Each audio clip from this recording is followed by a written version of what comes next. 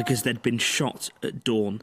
The majority were killed for desertion, cowardice and sleeping at post. Appearing at their court-martials and told they'd brought shame on their country, these men had no opportunity to defend themselves and were executed by a firing squad. The National Memorial Arboretum launched a fundraising campaign to restore the memorial, which has stood for more than 20 years. Thank you to your viewers for their support for the fundraising campaign, and thanks to the generosity of so many people, we've been able to replace all 309 of the posts that represent those young men that were shot in the First World War. Restoration of this really precious memorial. The centrepiece of the memorial is the young soldier, blindfolded and facing his execution. In September 1916, Private Harry Farr was ordered to the front. Already suffering from shell shock, he was overwhelmed and refused his orders. He was court-martialed, and in a trial lasting only 20 minutes, he was sentenced to death.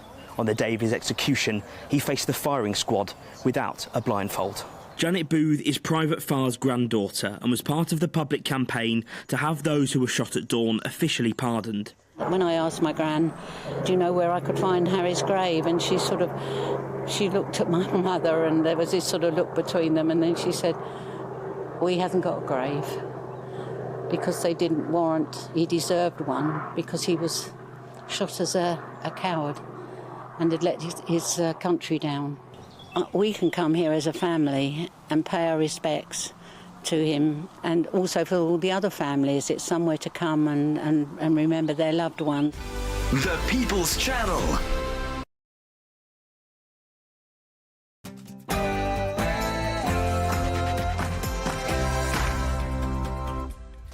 Good morning, 9:30 on Tuesday, the 2nd of July, live across the United Kingdom. This is Britain's Newsroom with Andrew Pearce and Bev Turner. Very good morning to you. So postal vote chaos. Royal Mail is being blamed for failing to deliver ballots to voters in time for the general election. Have you been affected? Let us know. Part-time Prime Minister, the Labour leader Sir Keir Starmer says he won't work past 6 p.m. on Fridays if elected. It's a nice idea in principle, wants to spend it with his family, but is it realistic? No. And with 2 days until the polls open, Business Secretary Kemi Badenoch asked wavering voters to stick with the Tories, claiming all our lives depend on it. Booze-free Britain. A quarter of adults are now teetotal, with more younger people than ever avoiding alcohol. Why? Is it the expense, health, or are they worried about being drunk and disorderly on social media? And later this morning, we're going to be speaking to the mother and brother of Barnaby Webber, the 19-year-old who is one of 3 people killed in Nottingham last year by Valdo Calicane.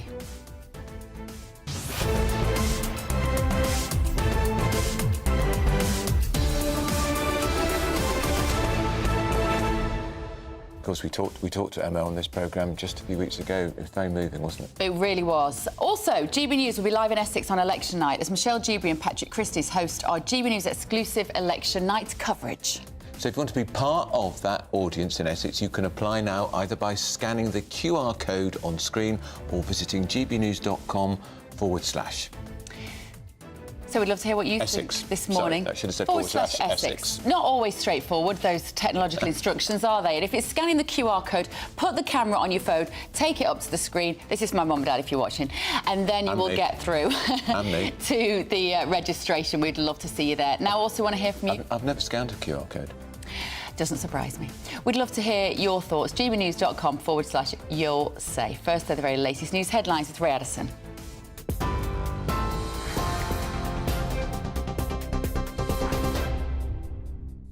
Thanks, guys. 32 minutes past 9, our top stories. The Postal Affairs Minister is said to be urgently investigating delays to the delivery of postal ballots. Kevin Hollinrake is understood to be in direct contact with Royal Mail after criticising them for failing to deliver some votes in time for the general election. It comes after the government acknowledged that there were issues with the printing and delivering of postal ballot packs in some local areas. The Prime Minister will make a final pitch to voters today, urging wavering Tories to stick with his party and prevent a Labour supermajority. Ahead of a speech in Oxfordshire, he was up early this morning meeting warehouse workers in Bedfordshire. He toured an Ocado facility and enjoyed a cup of tea in the staff canteen. On the penultimate day of the election campaign, he's expected to say that Labour can be denied a supermajority if just 130,000 people switch their vote. Well, Sir Keir Starmer says a big Labour majority would be better for the country. In an interview with The Times, he said he needed a strong mandate so he can get on with the change we need. Sir Keir says two of his key priorities include reforming the planning system and improving the economy. The Lib Dem leader is urging voters to help end the sewage scandal by kicking the Conservatives out of office. Sir Ed Davey is highlighting his party's plan to create a clean water authority in the next Parliament. The regulator would have new powers to prevent sewage dumping. They also want to ban bonuses for water bosses until discharges and leaks stop, and turn water suppliers into public benefit companies. And finally, Hurricane Beryl is strengthening into a potentially catastrophic Category 5 storm as it moves across the eastern Caribbean. The ferocious storm comes unusually early in this year's hurricane season. Scientists say the rapid pace of its approach is likely due in part to the effects of climate change. At least one person was killed as the storm inflicted large-scale damage across entire islands yesterday.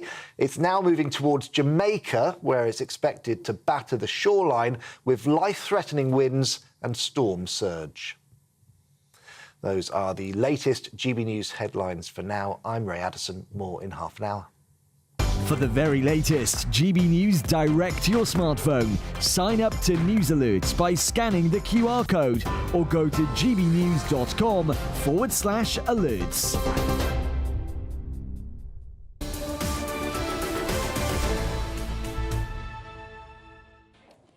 Very good morning, this is Britain's Newsroom, live across the United Kingdom and, in fact, across the world on the app. If you're listening to us in Australia, we love to hear from you. This is Britain's Newsroom with Andrew Pearce and Bev Turner. So before we get stuck into everything, we're going to look back at the political highlights of the last 24 hours in this riveting general election campaign. Whether you're a business that's struggled because of the damage that's been done to the economy, or whether you've served your country in uniform or in your community, then this campaign, this positive Labour campaign, is for you, and the fight for change is for you. We've had two debates head-to-head, and anyone who's watched them would have seen that Keir Starmer just simply can't answer the question. What would he do with illegal migrants that come to our country? He doesn't have a plan. Britain is broken. Britain needs reform.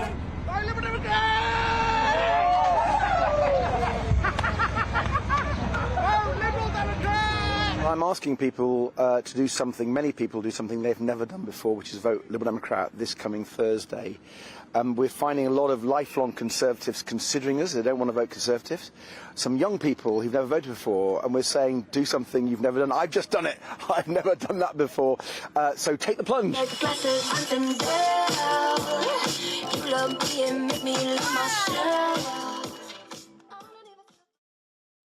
That was a Zumba class, apparently. Zumba. Zumba. Is it Zumba? Is it? Oh, I don't know. Zumba.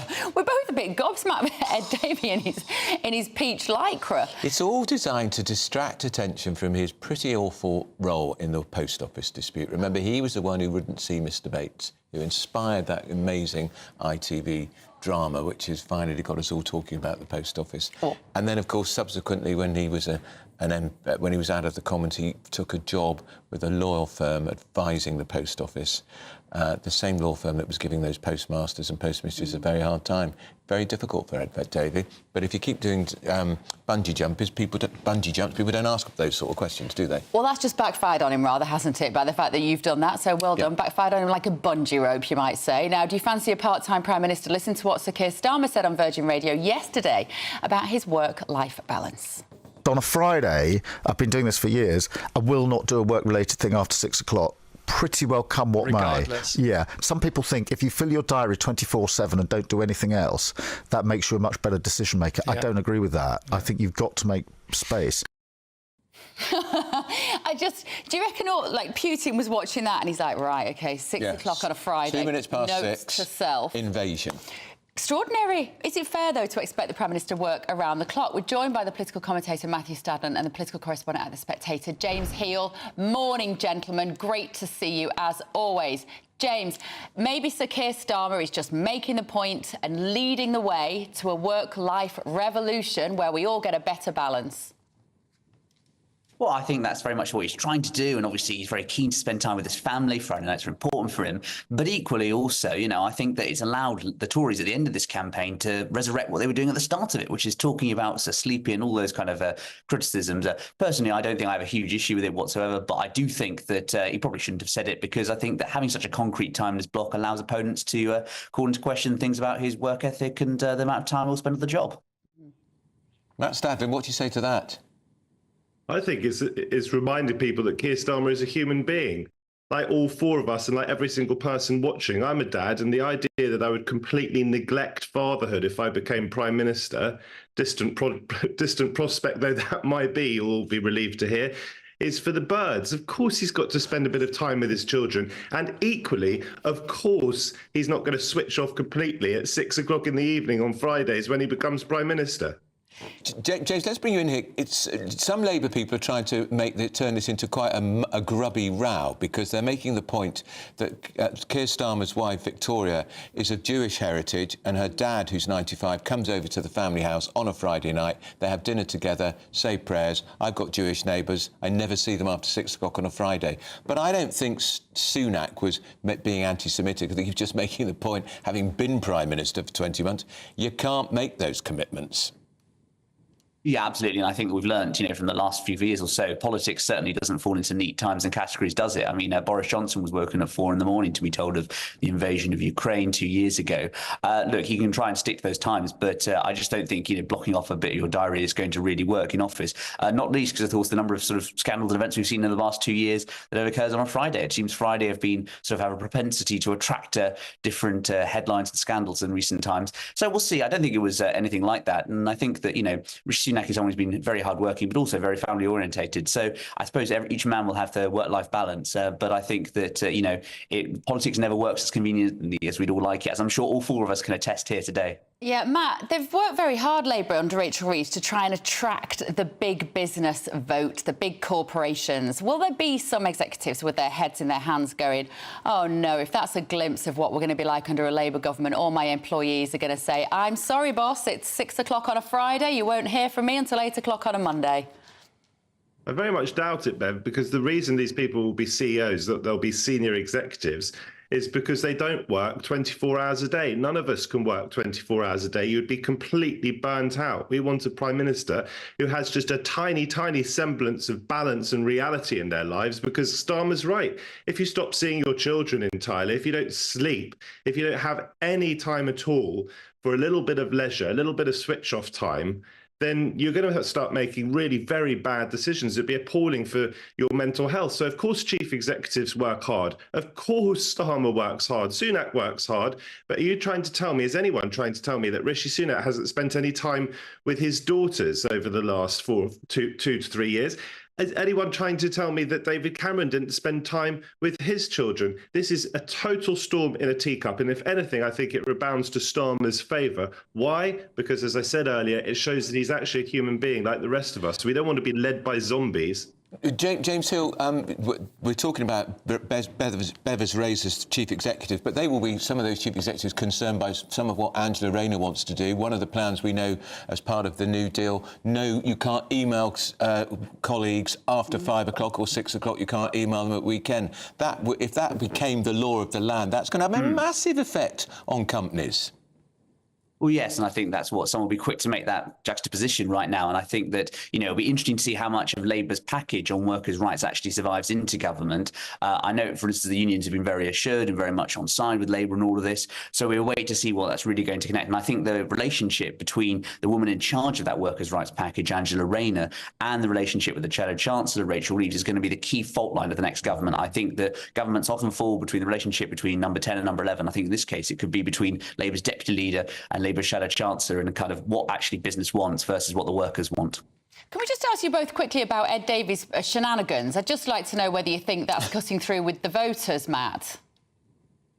I think Andrew made some actually quite powerful points in the introduction, because when I was watching Ed Davey bungee jump and in his sort of peach lycra, I have to admit it brought a smile to my face. It was refreshing, but it is also true that he had some serious questions to answer over the post office scandal, and we all remember that period earlier this year where he sort of disappeared for a while.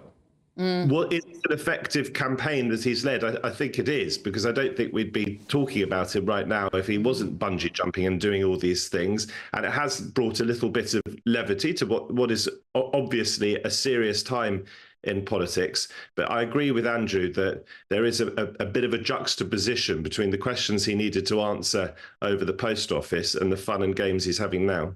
It seems to be working in the polls, James. The Lib Dems are doing better than might have been expected 6 months ago. Yeah, and just to add on Matthew's point, I think he's had a lucky campaign because this election was called early. It meant that he hasn't had to give evidence yet to the post office inquiry, which is due, I think, later this month, which, of course, I think, again, would have raised all those old questions, that spectre of the post office scandal, which meant...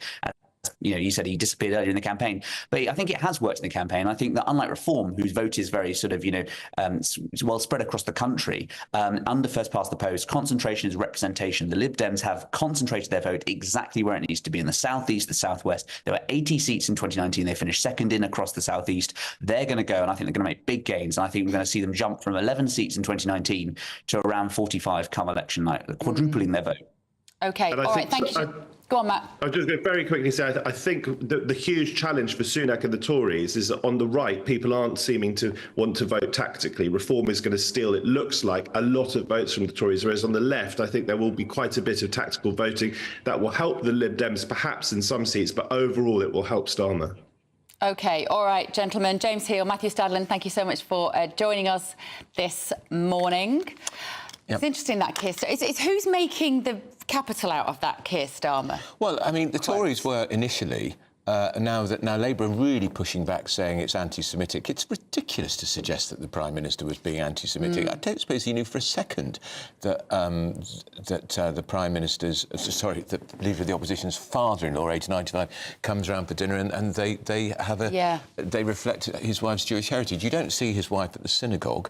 And if that's what they do as a family, that's very nice. But I say it again, it won't happen when you're Prime Minister, Sir Keir, because it's not possible. And Grant Shapps made the point, as Defence Secretary, most of the conversation he has about major defence issues are late at night because you're talking to America. I'm sure they are.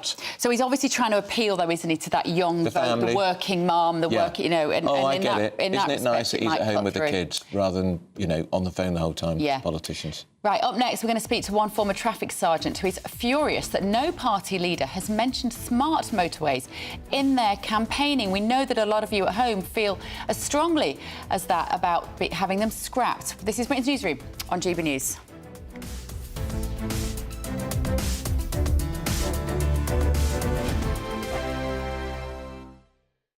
Hi there, I'm Michelle Dewberry and I'm going to take a second to tell you all about my show, Dubes & Co. We start off with the issues of the day. We then bring in both sides of the arguments. We get rid of the disrespect. And then you throw me into the mix. And trust me, I'll tell it exactly how it is. And then, of course, the magic ingredient, you at home. We mix it all together and what have we got, in my opinion, the best debate show in town. Monday to Friday, 6 till 7 on GB News, Britain's news channel.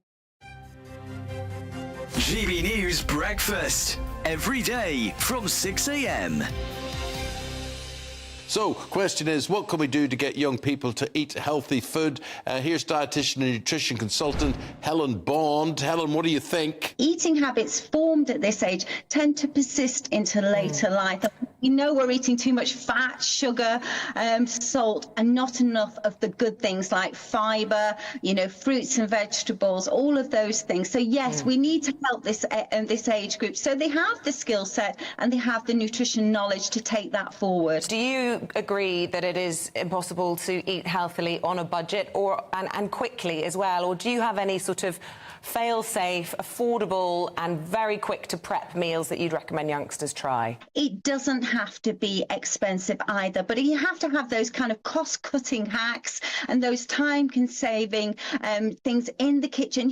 Make use, I always say, of things like peas, beans and lentils, which They're a type of pulse, very inexpensive compared to meat, and yet they double up as one of your 5 a day, and also a great source of plant-based protein. You know, if you overget a milk as something, you have too much milk, maybe you make some lattes. I just wanted to throw a shoe at the TV, really, because was there nothing else on or nothing else available? The point being, there is an audience, there is obviously an appeal, there's obviously people are watching this stuff. So what are they doing? Are they watching and not cooking? I think that's it. They're watching and maybe enjoying all the cookery programs like I do. And I'm a typical person in the kitchen. I must have about 100 cookbooks. But sometimes when you are time poor, you know, you've got to feed a family or you've got to feed yourself and everything, you don't really know where to start. And I think that's why apps and having things online for this younger audience makes it much more accessible. Start with one recipe and build it up from there. Like I said, The People's Channel. Congratulations to the GB News winners at this year's Trick Awards. And the winner of Interview of the Year is... Alistair Stewart reveals his heartbreaking diagnosis to Camilla Tominey. And the winner is GB News Breakfast. And the winner is Nigel Farage. And thank you to you, our GB News viewers and listeners, for making us the People's Channel, Britain's news channel.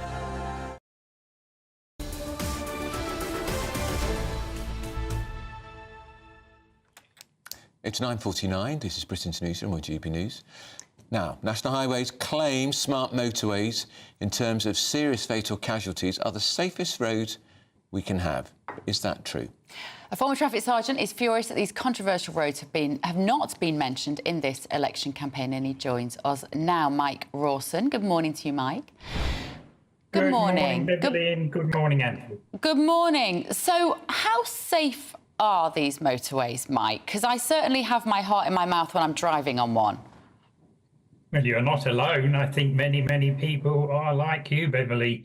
They do worry. And it's interesting to see that National Highways have had a recent advert imploring people to use the near side lane. Perhaps they ought to realise that the reason people don't use the near side lane is because they are concerned they might find a broken down vehicle in their path and the danger that is associated with that problem. We're just looking at some footage here, Mike, from some dash cam. So just to explain to people, because they might not know what these motorways are, they don't have a hard shoulder. So in this footage here, a car is broken down and you just have to sit there like a sitting duck until possibly something hits you from behind. It's really dangerous. What is the government's official position on these now? Because I thought at one point they'd said they weren't going to expand anymore. Yes, you're right. The Prime Minister cancelled the 14 schemes that were in the pipeline, and that was the right thing to do. He did it and said that it was because people had lost confidence in them, and also they were very expensive. Now, by cancelling those 14 schemes, they saved £900 million, and the campaign against dangerous smart motorways is simply saying that that £900 million should be spent on reinstating the hard shoulder. The hard shoulder is always available. When a driver has a problem with their vehicle, they don't choose where to have that problem. Ideally, it would happen next to an emergency refuge area. But of course it doesn't. And if you can't drive your vehicle, then you are stuck in a live lane. We've had this election campaign, Mike, nearly 6 weeks. We've virtually had to look up who the Transport Secretary is, Mark Harper, but nobody's ever heard of him. Louise Haigh, the Shadow Transport Secretary, she's been out and about, but all she talked about was why everybody's got to have electric cars under a Labour government, although, of course, she doesn't have one herself, needless to say. How disappointing is it that nobody has raised these smart motorways when we know what an impact they can have on people's safety when they're driving? Well, Andrew, it is very disappointing in my book because people are concerned for safety, and we know that 79 people have lost their lives as a result of this policy. And we don't know how many people have suffered life-changing injuries, but there must be many. And I think the fact that the Transport Secretary and the Shadow Transport Secretary have chosen not to even mention the policy, I think that's worrying, because I think we should remember that Sir Keir Starmer just recently said he wanted to reintroduce service into politics. That means serving the public, of course, and you don't serve the public by a policy which actually costs lives. OK, thank you so much, Mike, for joining us this morning. It's such an important point. Really Former is. Traffic Sergeant Mike Rawson there, a spokesperson for National Highways, has said the latest data shows that overall, in terms of serious or fatal casualties, smart motorways are the safest roads we have. We continue to meet our target to set signals within 3 minutes from the creation of an incident log or request for signals. I just don't buy it. You take away a hard shoulder, it is obviously idiotic. And they depend on trust. And I often do the journey from London down the M4 to see my mum and dad, and that became a smart motorway. It took them over a year of roadworks to get there. When you're driving along, it will have an X in the box, the digital over this thing, and it will say something like obstruction in road, obstruction reported. So you get there and there's no obstruction. No. And so people are already, the faith in them is just not there. We're losing trust in them. And also often the cameras don't work. That's right. Which is a real problem. Right, up next, if you haven't received your postal vote, let us know. You're not alone. First, though, your very latest weather with Annie. Don't go anywhere.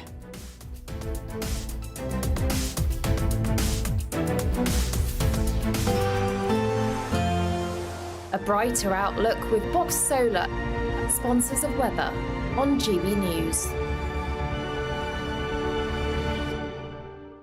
Good morning. Welcome to your latest GB News weather update. A bit of a murky start for some southeastern areas this morning. Elsewhere, though, it will turn brighter. However, some showers are on the way in the northwest later on today. So the rain from yesterday, all that cloud still hanging about across the southeast through this morning. Some drizzly rain as well for parts of East Anglia down into Kent too. Behind it, though, for many western and central areas of England and up towards Scotland and Northern Ireland, it will turn much brighter through the middle of the day. However, looking northwest, it will cloud over towards the afternoon with some rain and showers. Temperatures around 17 to 21 degrees at best, a little fresher than yesterday. Through this evening, we'll continue to see that rain pushing in from the north and west. Here it's going to be a wet 12 hours or so, particularly across northwestern areas of Scotland. Quite a lot of cloud around. We could see some heavier bursts of rain in there across parts of Northern Ireland too. Now, a mix of clearer skies and some spells of showers across northeastern areas of England, but it will be clearer further south for much of Wales, the southwest central areas of England too. And actually to the southeast, it will be a much brighter end to the day compared to this morning. Through this evening, well, it stays quite cloudy and wet across northern areas, and it will remain fairly dry across the south, but that dry weather will become more and more restricted to the far south coast as the night goes on. And we've got this cloudy, wet weather, quite humid air moving in from the south and west. So temperatures will be around the mid-teens across southern areas by tomorrow morning, but it's going to be a fairly damp start through Wednesday, and there will be quite a lot of wet weather, particularly across western areas of the UK. There will be some spells of rain across the southeast, but it should be much drier here compared to elsewhere. Quite a lot of cloud around across the west, some hill fog and coastal fog too, making it feel rather murky here. Temperatures 17 degrees in the west, perhaps 20 degrees in the east. Have a great day. See you later. That warm feeling inside from Boxed Boilers, sponsors of weather on GB News.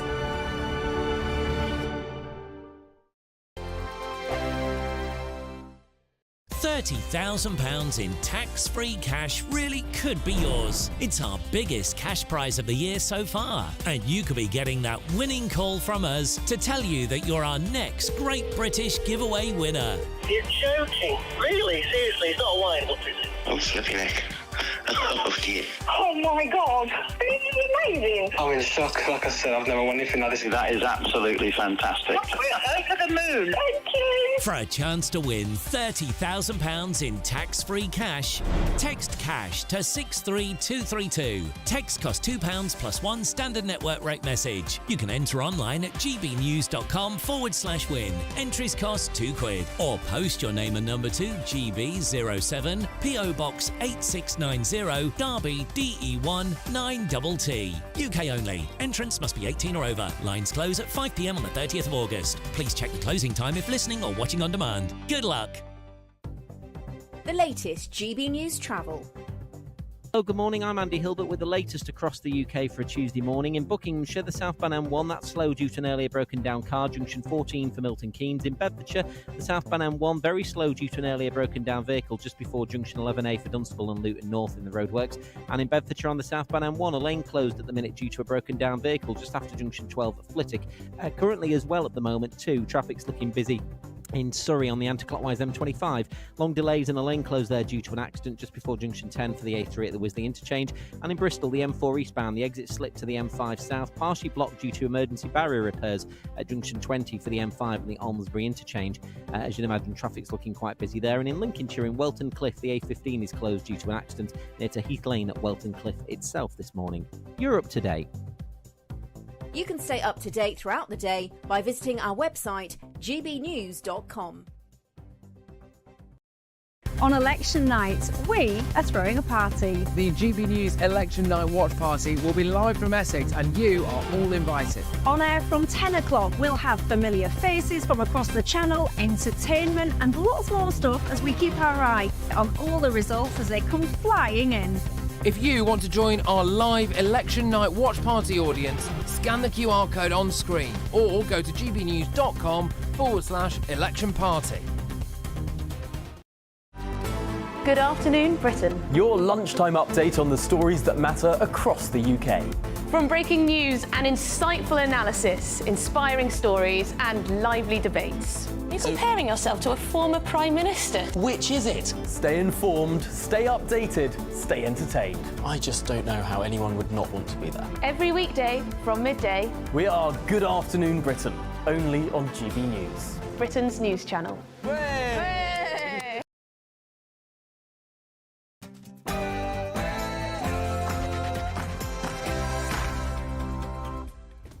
10 a.m. on Tuesday, the 2nd of July, live across the United Kingdom. This is Britain's Newsroom with Andrew Pearce and Bev Turner.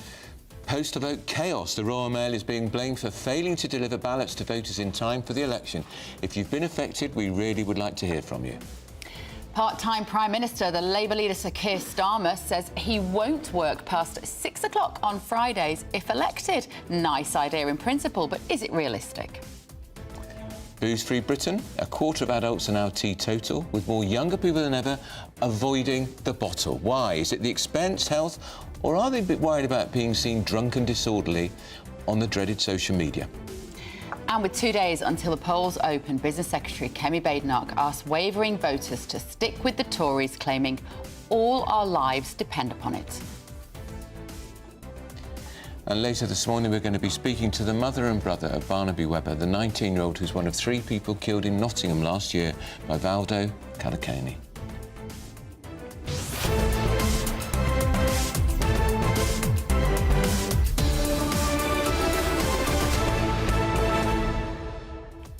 And where else would you want to be on election night other than GB News? We are going to be in Essex. Michelle Dewberry and Patrick Christie is going to host our GB News exclusive election night coverage. So if you want to be part of that audience in Essex, you can apply now either by scanning the QR code on screen or visiting gbnews.com. We'd love to hear what you think this morning. Send your views and comments to gbnews.com/yoursay. We'll have a look at them while we watch the news with Ray.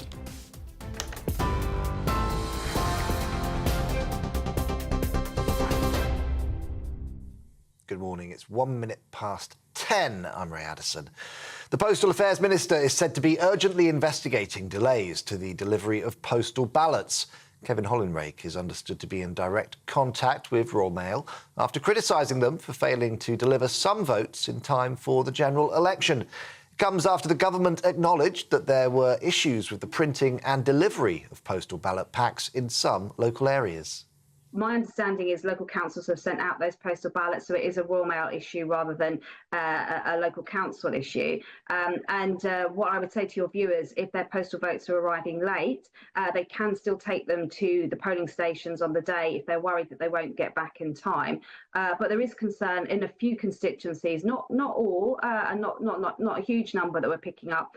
But where there are, Kevin Hollinrake is personally meeting with Royal Mail to try and get this resolved urgently. That was Health Minister Maria Caulfield. Shadow Health Secretary Wes Streeting is urging the Electoral Commission to investigate and says there needs to be accountability. This is extremely serious. We have postal votes for a reason. Often people choose to vote by post, not just because they have difficulty getting to a polling station on the day, but because they're going away on holiday and they're not going to be around on polling day. So there are people I know, because I've spoken to them in the last couple of weeks on the campaign trail, who've flown off on holiday without having been able to vote in the election, and I think that's a disgrace, actually. The Prime Minister will make a final pitch to voters today, urging wavering Tories to stick with his party and prevent a Labour supermajority. Ahead of a speech in Oxfordshire, he was up early this morning, meeting warehouse workers in Bedfordshire. He toured an Ocado facility and enjoyed a cup of tea in the staff canteen.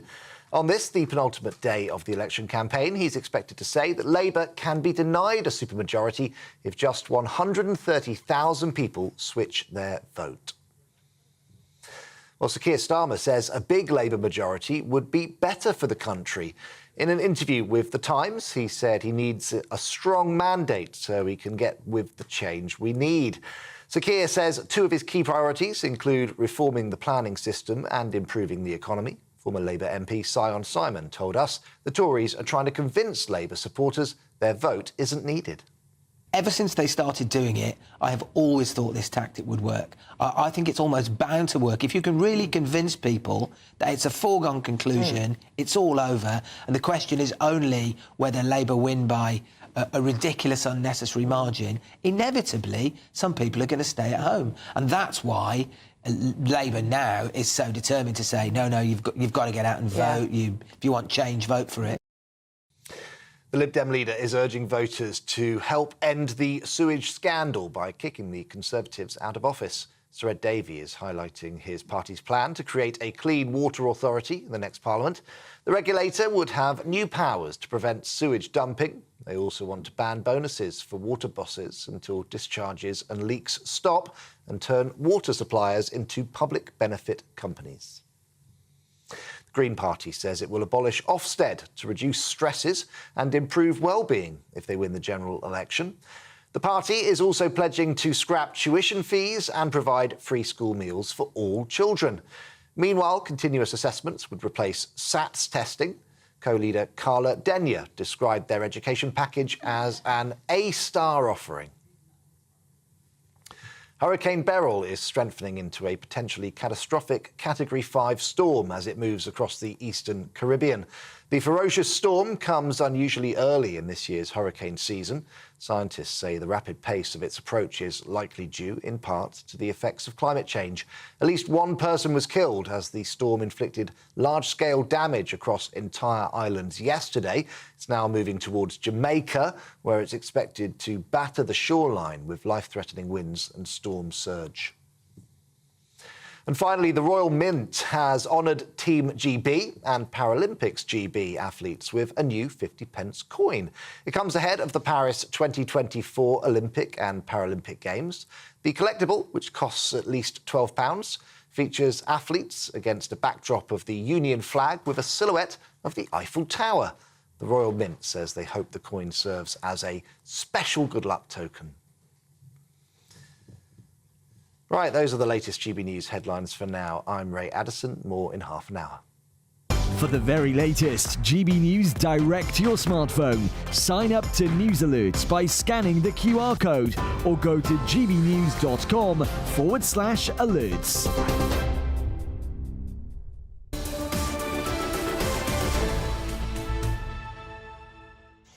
Welcome back. This is Britain's Newsroom with me, Bev Turner, and Andrew Pearce.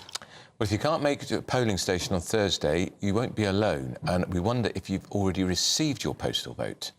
So thousands of constituents are still yet to receive ballots ahead of the election on Thursday, as Royal Mail is being blamed for the chaos. Scotland, it's a particular issue because schools have already broken up, so a lot of people have gone on holiday already, so if their postal vote hasn't arrived, it's too late. Yeah. Well, Lib Dem leader Sir Davey had this to say to reporters about the crisis. I'm really concerned, and we need urgently to look at this. A number of local authorities are opening their town halls to make sure people can get them. We obviously need to push Royal Mail, and we need to have contingency plans. It is a genuine worry. Let's speak to our reporter Theo Chicumba, who's live from a post office now. Good morning, Theo. So, bring us up to speed on this story. Do we know roughly how many people register for postal votes? Well, if we're looking at the last election, I was reading this morning that there was a 20% increase in the 2019 general election. Around 1.2 million people are using postal votes. And they were warning, the Postal Service were warning that this might be an issue when it comes to this election, as many more people are now using this service for a number of reasons. Maybe they're going away on holiday, or they simply can't make it on time on Thursday. With only 2 days left, this is an issue which the Post Office is being asked to rectify. The Post Office themselves, they're saying there is no backlog. However, we do understand from reports that there are around 90 constituencies across the UK which haven't had their ballots arrive on time. They're having issues there, regardless of the Post Office saying that there isn't an issue at the moment. And we do know some of these issues are actually in constituencies for cabinet members such as Kemi Badenoch, James Cleverly and many others. Now, for people who haven't been able to receive them at the moment, they're being urged to speak to their local authorities to find out what the issue is so that they can get their ballots on time. There are also some concerns that those people who haven't been able to get them yet, that they may end up having to go to their local area to take their postal ballot with them in person, which is, I suppose, not what they would have wanted to do. So it's an issue which is being looked into by the Postal Affairs Minister, Kevin Hollinrake, who we understand is speaking to some of those postal delivery services which are being affected. But we do know there are lots of people who've been hired to ensure that this issue is solved, and the Post Office saying they're doing all they can to ensure people do get their ballots on time. OK, all right, thank you, Theo Chicumba there. But if you, presumably, if you want to vote on Thursday, it's now Tuesday, you've got to get it in the post box today. Yeah, and also... to have any hope of it getting there, well, you can actually take it to the town hall, but that rather defeats the object. It does, doesn't it? If people... because the whole point is... Yeah, but the real problem is the people have already gone on holiday. That's right, and it's also students. So if you're, say, a first-time voter and you're back from university now, you've finished for the summer, like you say, you've probably gone overseas with your mates to get a cheaper holiday before the schools break up. And this election was called 6 weeks ago. It was a surprise election, so but surely that gives the Post Office time. You think so, wouldn't you? Let us know, won't you, if you have been affected. gbnews.com/your say. But up next, Ed Miliband says that Labour will take the global lead on tackling climate change. We want to hear your thoughts on that. This is Britain's Newsroom on GB News. We didn't have time for a discussion about that. Patrick Christie's Tonight. Weekdays from 9 p.m. The mystery surrounding the disappearance of flight MH370 has perplexed the planet now for 10 years. But now all of a sudden researchers at Cardiff University have piped up and said, oh, we heard a beep. Aerospace engineer, founder of MH370search.com is Richard Godfrey. Richard, are we going to find this thing? The new research is much more thorough and gone in much more detail. It is picking up acoustic waves under the water. It's not conclusive, but it's a good step forward. Is this a cover-up job of epic proportions? Do you think something quite sinister happened to this plane? Because it is all very odd. I think you're right. It is all very odd. It is. We have a lot of data, but we don't have the final analysis, and we won't until we actually find the wreckage.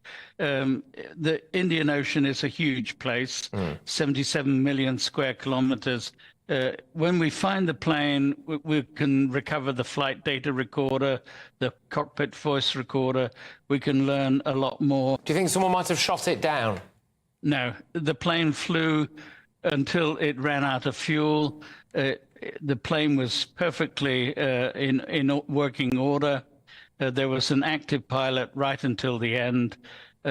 So my only theory at the moment is the captain of the plane actually committed a hijack of his own plane. But until we find it, we won't be able to prove that. We are potentially a step closer now to knowing and to one of the greatest mysteries of recent times anyway, finally being solved. There's aerospace engineer there, Richard Godfrey. Thank you. Britain's election channel, the People's Channel. This election night, we're putting on a party. And you are invited. We'll be here with you. Following all the twists and turns. As well as all the live reaction from our election night watch party. With our GB News lineup. And as morning breaks, we'll be here with breakfast from 6 a.m. As it becomes clear who the winners and the losers really are. Vote 2024. Thursday, the 4th of July. Only on GB News. Britain's election channel. I'm Patrick Christie's. Every weeknight from 9, I bring you 2 hours of unmissable, explosive debate and headline-grabbing interviews. What impact has that had? We got death threats and the bomb threat and so on. As time passes, she could have said stump. You made my argument for me. My guest and I tackle the issues that really matter with a sharp take on every story. Went everywhere. Something practical could be done. Or I can become something different. Patrick Christie's tonight from 9 p.m. only on GB News, Britain's news channel.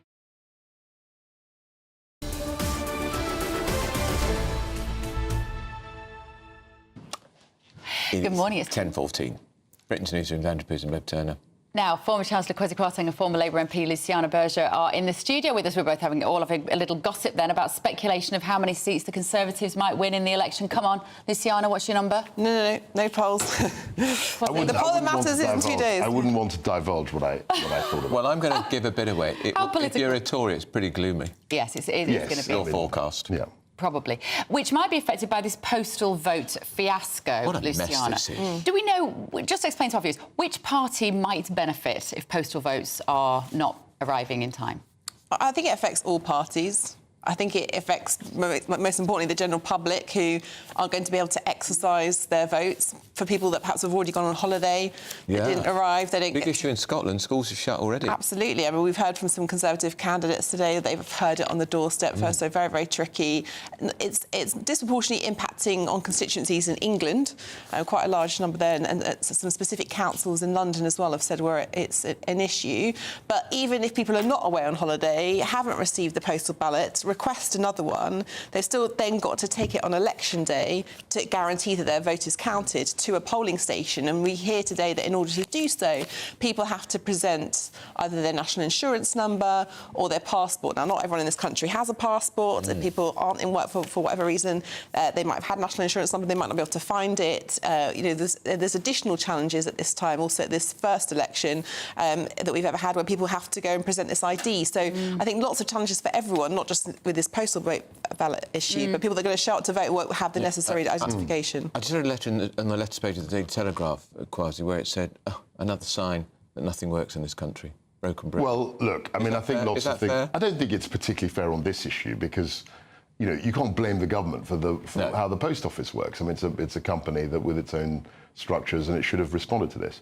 In terms of what Luciana was saying, I think it will affect the Conservative vote. I mean, I've stood in 5 general elections, and it was always understood that our vote was a slightly older vote, and generally was more reliant on postal votes. I remember standing in Brent East, and Ken Livingstone, no less, who had been MP there, said, your postal vote, the postal votes are quite strong, your vote might hold up. So there was a connection in his mind between postal votes and Conservative votes. But regardless of that, I think this is a real scandal. So do I. Because many people use postal votes because they've got mobility issues. There are instances I knew in my constituency where younger people who were looking after older people had postal votes because they couldn't leave them and go to the polling station. There are lots of reasons why people have postal votes, and I think it's a real scandal that they haven't been able to to get those votes in on time. Who's going to be held responsible? Because there could be thousands of people on Thursday saying, this is not fair, I can't go and vote. Who do they complain to? I think, firstly, it's a Royal Mail issue. And I know now that everything that goes wrong, we blame the government immediately. That's a sort of natural knee-jerk reaction. But I think there are issues operationally with the Royal Mail, who've known, as you said, for 6 weeks, that there was going to be a general election. Sorry to interrupt you. We've got to cross it live to Oxfordshire, where Prime Minister Rishi Sunak is speaking. Sorry, guys. Everybody, can I just start by thanking Dennis and Mike for welcoming me here this morning, getting to spend a bit of time with all of you, and say thank you to all of you for what you're doing. Because of businesses like yours and the incredible job that you're doing, we are now the fastest growing economy anywhere in the advanced world, faster than France, Germany, Italy, including even America. And, as you are demonstrating, we've also overtaken the Netherlands, Japan and France to become the 4th biggest exporter in the world. And that is down to the success of businesses like yours. So thank you very much for that, and congratulations. And also, Victoria, thank you for the warm introduction. Where are you? There you are. Victoria, I tell you, she works her socks off for you down in Westminster. She's a very dear friend of mine, and I know she was born at the Horton, and it's a point of massive pride for her to be able to represent her hometown. So will you just join me in saying thank you to Victoria for everything that she does? Right, let me get straight to it. I know there'll be many of you who would have supported us in the past who are a bit more hesitant about doing that this time around. And I get it, right? I'm not blind to the frustrations that many of you will have. It's been a difficult few years for all of us with COVID, Ukraine, and we certainly haven't got everything absolutely right or made as much progress as we would have liked to. But on Thursday, it's not a by-election. It's not a referendum about the past. It's a really important choice about our future as a country. And the choice you make will have enormous consequences for you and your family. And I'd urge you to think very hard about it. And you would have seen all the polls and what they're saying. And if you give a blank check, or we end up collectively giving a blank check to the Labour Party, that is going to have a massive impact on you and your finances, your family, and indeed our country. And I know many of you will care about issues like making sure that we can control immigration. We won't get any progress on that. You would have seen that if you watched the TV debates the other day. Well, making sure that we invest in our security and defence, keeping everyone safe in a more uncertain world. Again, that's not what will happen under a future Labour government. Getting to net zero, which of course we all care about, and I want to get there for my 2 daughters, but we've got to do that in a sensible way that prioritises energy security and all of your family finances and doesn't hammer you with extra bills. Those changes I made would be reversed. And crucially, perhaps most importantly, given the few years we've had economically, it means that your taxes would go up by thousands of pounds. Right? If we give Labour that blank cheque, you won't be able to get it back, and all of you are going to end up paying much more in taxes. And I don't want to see that happen, right? So when you think about voting on Thursday, you know, if you vote Conservative, it is a vote for lower taxes, because I believe you will work incredibly hard, and I want you to enjoy the benefits of that hard work and keep more of your money for yourselves to spend on what you want and to spend on your families, right? That's the kind of country I believe in. So we'll keep cutting your taxes if we're elected, as we've done this year, and we'll make sure that we cut taxes for people at every stage of their lives, not just all of you that are in work,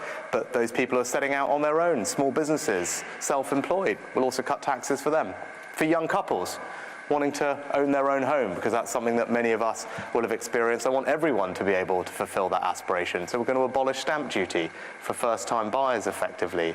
And families. I think family, like for all of you, for me, is the most important thing in my life. And we want to keep supporting families and expand the generosity of child benefit.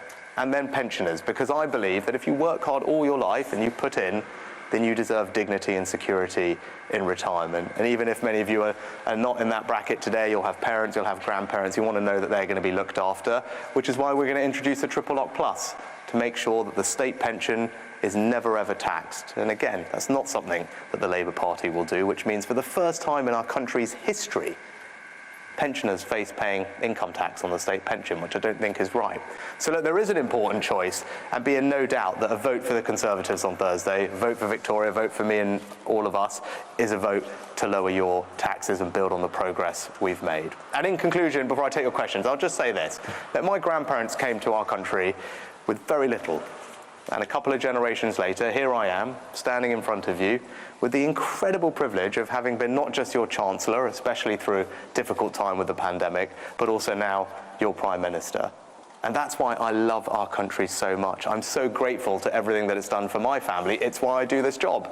And that's why I work so hard to make a difference to all of your lives in the same way that our country made a difference to my family's. And that's what you'll always get from me. Right, so you know that I share your values about opportunity, about aspiration, about rewarding hard work and family. I want to make sure that we deliver financial security for all of you, and I will take the action that's required to do that. And most importantly, we will always stand up for you. Stand up for what is right for you, stand up for what is right for our country. So that's the choice ahead of you on Thursday. As I don't sleepwalk into something that you haven't thought properly about. Think very hard about what it means for you and your family. And in spite of what all these polls say, every vote matters. You can make the difference. You can vote to make sure there isn't a Labour supermajority and actually there's not an unchecked party in power with a blank cheque to do what they want. You can vote for lower taxes, for secure borders and a more secure future for all of you and your families. And if you re-elect me in Victoria, it will be a privilege of our lives to continue serving you and trying to make a difference to all of you and your families. So thank you very much for having me this morning. The Prime Minister on the campaign trail, it sounded to me, quasi-Kwarteng, like he was going through the motions. I think he must be very tired. I think he's probably looking forward to Friday, all of this ending. Yeah. But he has to make a closing argument. You know, he can't just suddenly pull out and say, look, I'm giving up. And I think he's shown quite a lot of energy, actually. He kept fighting. Reminds me of the leadership contest with Liz Truss. You know, he kept fighting even though he knew he was going to lose that. And in this instance, he's keeping going. Just want to bring some breaking news. I want to hear Luciana thought of Rishi Sunak's talking there. But the breaking news is that Andy Murray will not play singles at Wimbledon, but has committed to competing in the doubles with his brother Jamie. That's just hot off the press. Luciana, Rishi Sunak there trotting out a whole load of political cliches about people going to vote, and it looks like he's just trying to wring every last drop of enthusiasm that he can muster at the end of this. Well, I think in terms of the spirit of what we just heard, I didn't believe him. I thought he was just going through the motions. It was again, even just like hearing him, it felt like he was on a kind of autopilot. But I also listened to the substance of what he just said. And unusually, the very things that he was asking the public to consider him about are the very things on his record where I think many of the public think that he's failed. So he talked about taxes and not having increases in taxes. We have the most taxed country that we've had in the last 70 years. He talked about energy bills. I think anyone watching this will know and have felt the pain of energy bills that we've seen. Cut him some slack, though. Ukraine was a major factor in that. And there's always geopolitical crises, but if this government had invested in whether it's the new power stations that we were talking about in 2010 and actually generating energy in this country rather than importing it from abroad, like the Labour Party says it wants to do by creating GBNews, we wouldn't have had and experienced the pain of the bills that we've all had across the country. I didn't anticipate a political debate, but to talk about importing gas and energy and saying that's a bad thing, when Labour are committed essentially to destroying the North Sea and withdrawing licences, is crazy, OK? So they're doing more to make us reliant on foreign imports of energy than anybody. But we have no gas storage, though, do we, Kwasi? We do. We've got Rough. We've got Rough. I actually was involved in that when I was Secretary for Bays, but we've reinvested in that. But I think what Rishi Sunak said last week about Labour being a real danger to what's going on in the North Sea, to having homegrown, home-sourced energy is a serious point. We have to have an energy mix, and what we don't have in this country is a proper energy mix, and particularly as an island where we actually have natural resources that we could be harnessing. We should be doing so much more when it comes to the wind that blows, the sun that shines. I think you're precisely wrong, actually, because if you compare British energy to French energy, we've got a much more diverse source of power. We've got gas, we've got, as you said, renewables, both offshore wind and onshore wind. We don't have enough of a mix. I think we could do better. We've actually fallen down in the world's investment tables. You look at France, 70% of their electricity is from nuclear. So if anything goes wrong with the nuclear, they're at risk. You look at Germany, they were entirely dependent, almost, on Russian gas, 50%. I agree that we should include nuclear in our mix, but when was it that your government first started talking about a new nuclear power station. About 8 or 9 years ago. No, it wasn't. I was the Shadow Energy Minister in 2010. It was between 2010 and 2013. Yeah, We're 14 years ago. It was 14 years ago. So, we still don't have a new nuclear power station in this country. We did the Hinkley Point deal. Yeah, how many years ago? And you will know that it takes a long time to build a nuclear power station. But ministers, and that's what we're doing. Ministers could and should have intervened. I mean, this is about the stasis. They did intervene. This is the stasis that we've seen that symptomises this government. Doesn't Kwasi have a point? You're shutting down a lot of homegrown energy with the North Sea. No more new licences. No more new licences. It's not about existing licences. No more new licences are important. No more new licences. licences. Why no more new licences? There could be important energy well, it's a massively depleted. It's a massively depleted energy source. We've already extracted. But there's still some left, and you're killing it. Yeah. By saying there are no new licences. And killing jobs. Of course. And what we should have been doing as a country is investing in the exciting new technologies of the future. Which we've been doing. No, we haven't. We've done offshore wind. We've got the second most. There's an international table. It's done by an organisation called Pew. Back in 2010, we were at the top of the table in terms of our investment in new energy technologies in this country, particularly harnessing those natural resources. We've completely fallen off the table because this country and this government have not invested in the way they should, creating those exciting jobs of the future. You've got your talking points, but the actual facts. No, that is the actual facts. I followed it very closely. We've got the second most largest deployment of offshore wind in the world. The offshore wind, if you speak to anyone in offshore wind, they will say I do not dispute that's a really important part of the mix, but what proportion is that of our overall energy generation? It's a huge proportion. It can be up to a third on particularly windy days. Let's just reflect on the fact that we've got tomorrow, effectively, the last day, and then people are voting on Thursday. There are still, by all accounts, a lot of people in this country who've not yet decided even who to vote for on Thursday. They don't think the Tories deserve it, but they're not even sure that Labour deserve to be there either. Is the Prime Minister and Sir Keir Starmer today, because we might be hearing from him in a moment, are they talking about the things that really matter to people with 24 hours to go? Well, I think if you look at what the Labour Party is talking about today, it's the National Health Service. And from all the doors that I've knocked on across the country over the last couple of weeks, that is one of the key issues that has come up. We know that there are over 8 million people in this country who are on a waiting list for an operation. It affects 1 in 7 of us. It's impacting on people's ability to go to work and to provide for their families. Our National Health Service is really on its knees. So the Labour Party talking about what it's actually practically going to do to change that, to introduce an additional 40,000 appointments a week is going to make a real difference. And that, for example, is one of the things that people do care about. Are they being creative enough, though, when it comes to the NHS? Labour's manifesto. No, it does sound a little bit like more money, more money, more money. Yeah, No. I absolutely think that. And actually, it's interesting because Wes Streeting is one of the more creative people on the front bench. But he's been very restrained on that. He hasn't really spoken about this particular issue. I think there are other issues as well. The NHS is crucially important. The immigration issue is a very important issue. And the real problem the Tories are facing on Thursday isn't what Labour is doing. Labour will probably get fewer votes than Corbyn got in 2017. Not only in terms of numbers, but also as a proportion. They'll be likely to get 40%. The problem the Tories face is reform. We've got a totally split right wing. And if the projections are right, we're going to have very, very few, relatively few Conservative seats. And that will be largely as a consequence of this issue on the right.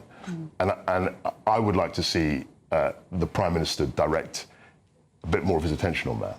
Because the Labour vote will be what it is, and it's fallen over the course of the 6 weeks. And ironically, he could have a bigger landslide than Blair on a sharply smaller share of the vote. I've always been a fan of first past the post, but I can't deny that it comes up with anomalous and strange results. Yeah. I'm pretty sure that Reform will have far more votes than the Liberal Democrats, but Liberal Democrats will have far more seats because their votes more concentrated. And that's just a function of the system we have. Yeah. Right, Kwasi, Luciana, thank you for now. You'll be back in a little while later. But first of all, the very latest news headlines with Ray.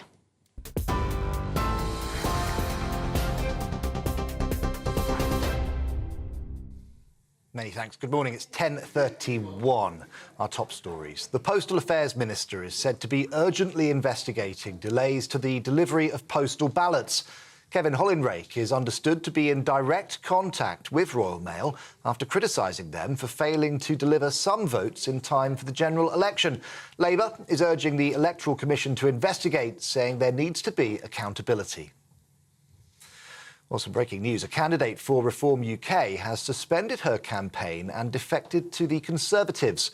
Georgie David told the BBC that she's frustrated and dismayed by the party and accused the vast majority of candidates of being, quote, racist and misogynistic. Of course, that is a developing story. We'll bring you more on that as we get it.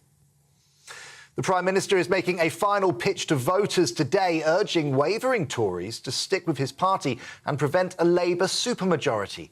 On the penultimate day of the election campaign, he's reminding voters that Labour can be denied a supermajority if just 130,000 people switch their vote. Well, meanwhile, Sir Keir Starmer says a big Labour majority would be better for the country.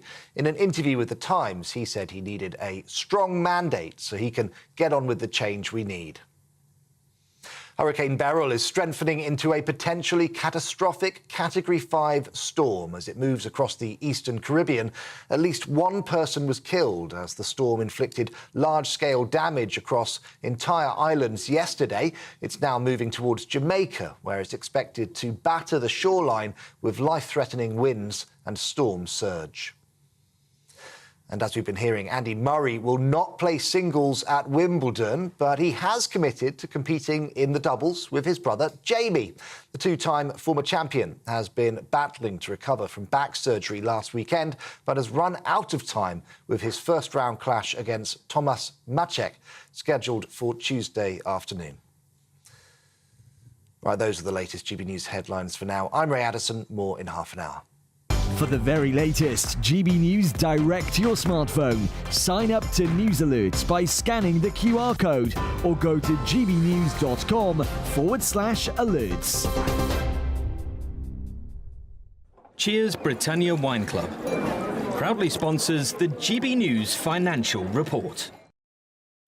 Let's take a look at the markets today. The pound will buy you $1.2632 and €1.1784. Price of gold, £1,845 and 85 pence per ounce. And the FTSE 100's at 8,150 points. Cheers Britannia Wine Club proudly sponsors the GB News Financial Report.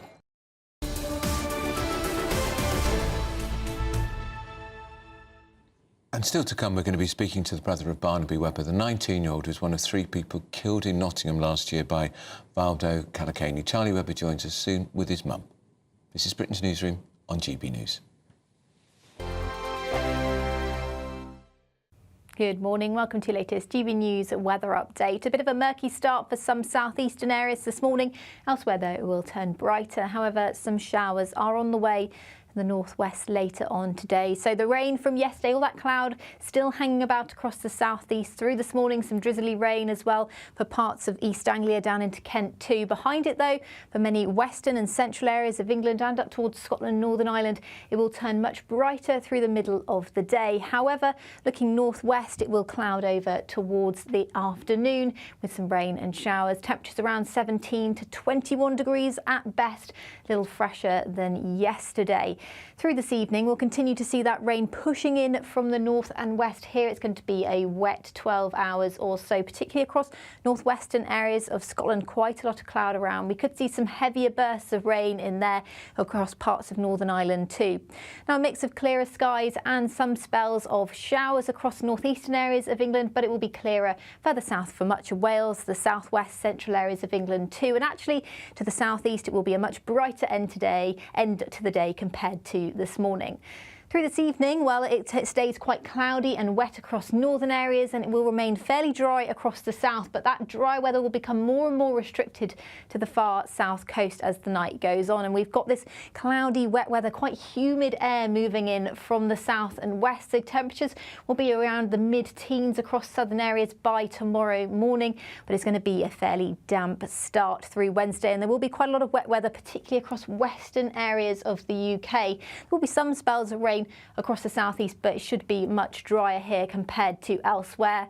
Quite a lot of cloud around across the west, some hill fog and coastal fog too, making it feel rather murky here. Temperatures 17 degrees in the west, perhaps 20 degrees in the east. Have a great day. See you later.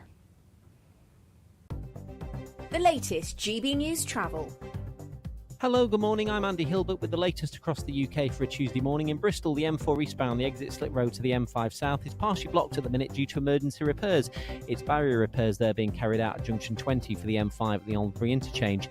Currently in Cheshire, the southbound M6 moving a lot better now. There was an object on the road earlier that was affecting you from junction 19 for Knutsford to junction 18 for Middlewich and Holmes Chapel, and also two in Lincolnshire, Welton Cliff. The A15 is closed at the minute due to an accident. That's going to affect you from Heath Lane at Welton Cliff to Ingham, of course, at Ingham Lane. That's going to affect you there too.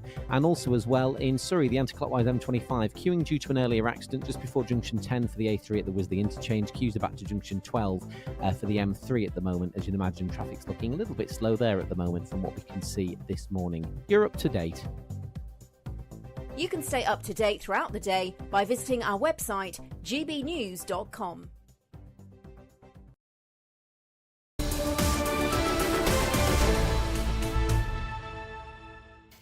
Welcome back. It's 10:37. You've been getting in touch at home. Dickie has said, oh, come on, Luciana Berger, tell us the truth and get real. No need to give new oil and gas licences. What happens when you tax energy companies even more than the current 75% and companies like Chevron leave the North Sea? Well, and they're going to tax them even more. Exactly. Even more. Christine said, wow, you lot are unbelievable. I think she's talking to you, Kwasi Kwarteng. If you'd stopped the boats, we would have had money to deal with the NHS vote reform, says Christine. As per usual, where is the Reform representative to give both an educational common sense? Another one of our viewers, Jeff, there. We have got a Reform story for you in just a moment. What else have you been saying? If anyone is on autopilot, says Valerie, it is Keir. My father was a toolmaker Starmer. The entire Labour campaign has been about reading sound bites from a weekly handsheet.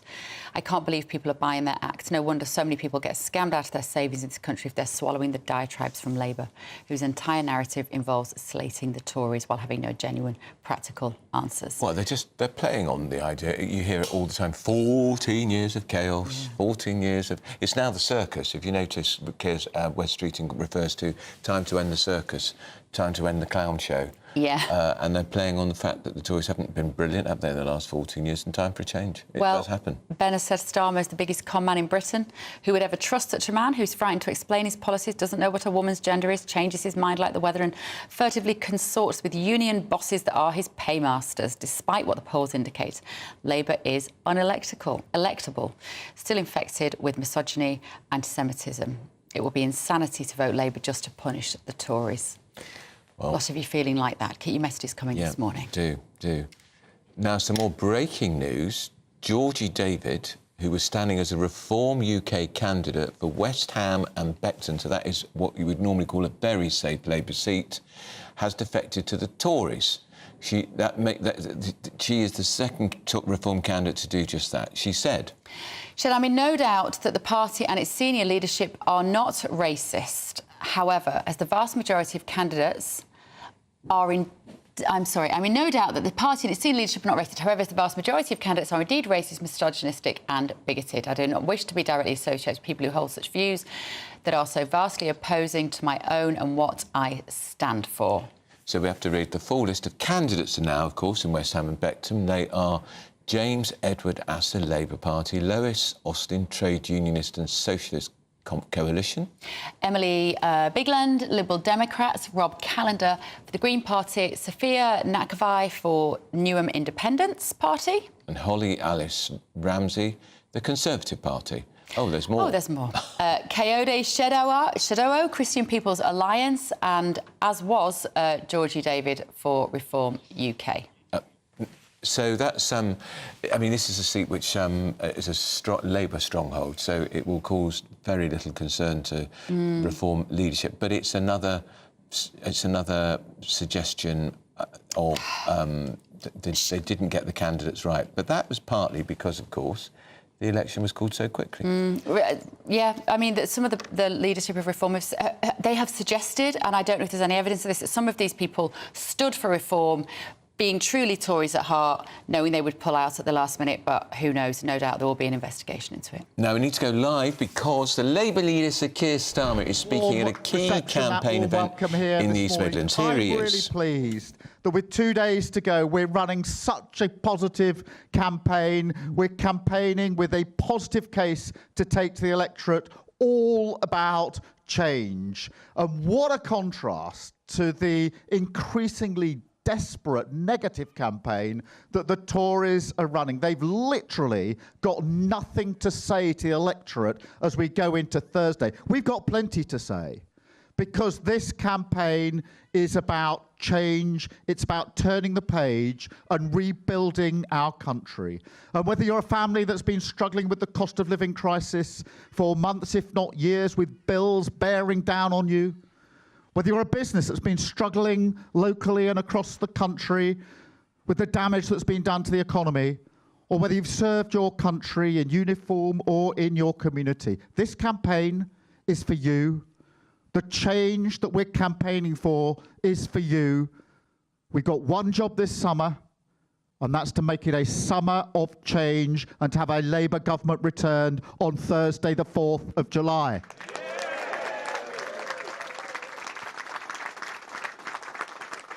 And we're able to be so positive because we have changed our Labour Party.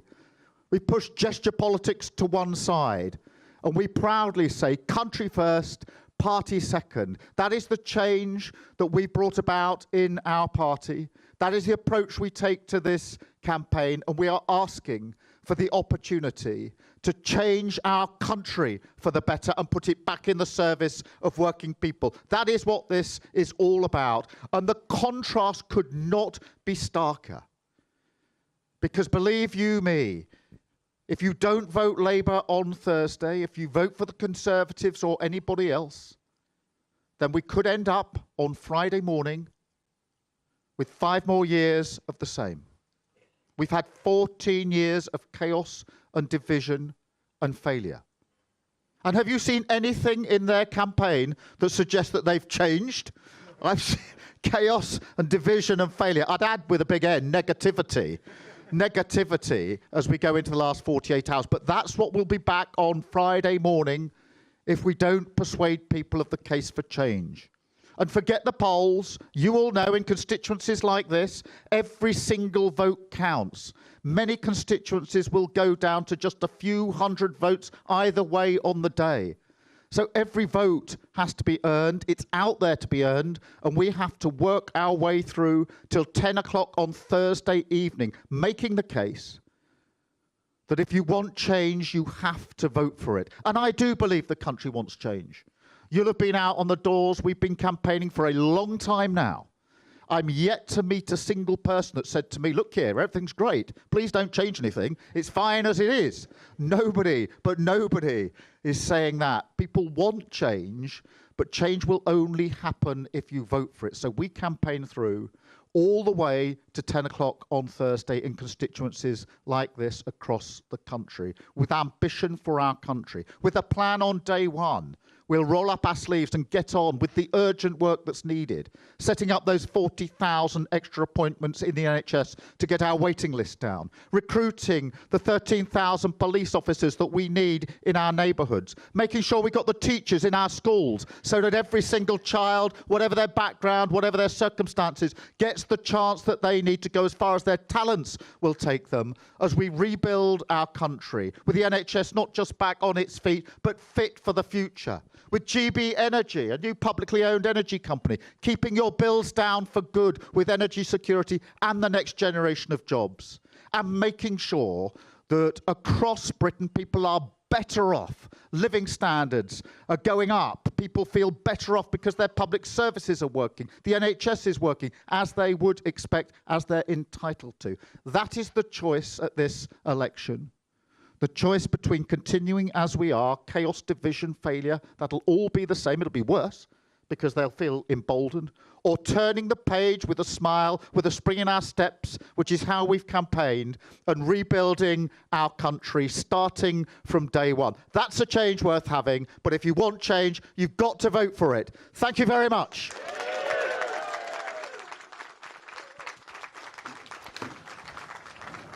Inspiring stuff there. Yeah, from almost certainly our next Prime Minister. Can you imagine him on the global stage, sort of beside, I don't know, possibly Donald Trump, maybe? Well, he'll look charismatic and dynamic compared to Joe Biden, for God's sake. Who wouldn't? I'm just not sure. I'm not convinced that Sir Keir Starmer has what I would describe as perhaps statesperson-like qualities. She says, trying to be. He might grow into not chauvinistic. He might grow into it. I mean, I don't know him very well. I've met him a few times, and I've always found him overwhelmingly dull. Which is, Maybe he's just careful around you, Andrew. Yeah, well, people might say, well, look, Boris Johnson was charismatic and glamorous and interesting, and you could never call Boris Johnson dull, but was he what people wanted? Perhaps that's what people want. Dull, safe. But I think he's going to be managerial. And if people are looking for transformation in the health service, forget it, because it's not going to happen. We're just going to spend more money, and it'd be just more money, bad money going after bad. You know what I worry about? I'm reading his biography at the moment, Keir Starmer's biography, and I do worry that even though he had a really tough upbringing, there's no doubt about it, his mother was incredibly ill for much of his life, and he's been through a lot.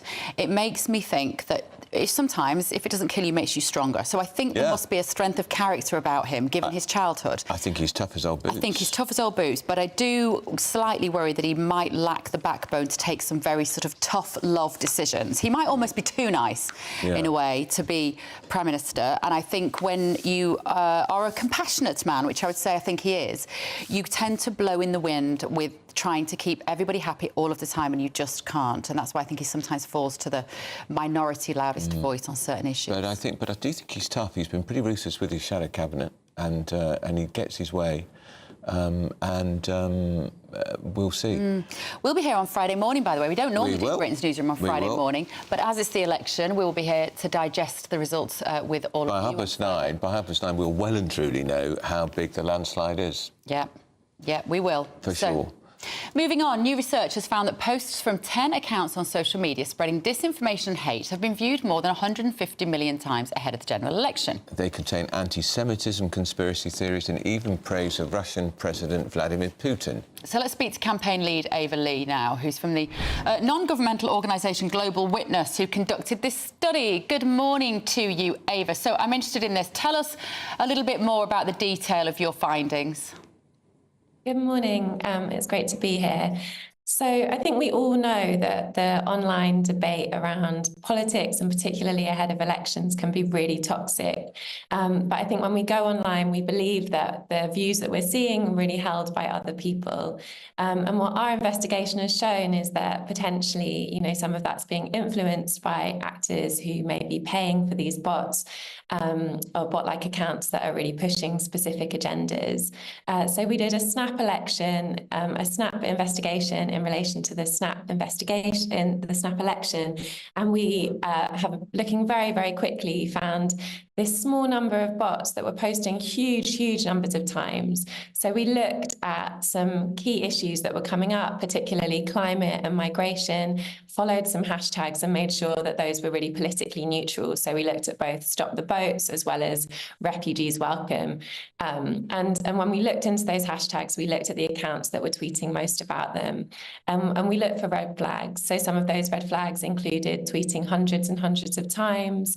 Others included having a username that was a string of numbers rather than a real name, and images or no image for a profile picture, some images that looked kind of generated by AI or that were used elsewhere, or where people just had that kind of position of an egg. And what we found was really disturbing. It was really hateful content, really extreme Islamophobia, extreme anti-Semitism, extreme racism, extreme homophobia and transphobia, as you mentioned. And it was just getting viewed an enormous amount of time. So it's estimated that just from these 10 accounts that they will have been seen over 150 million times in the last few weeks. So this small handful of accounts is having a really outsized influence. Who are Global Witness, if you don't mind me asking? Who are you?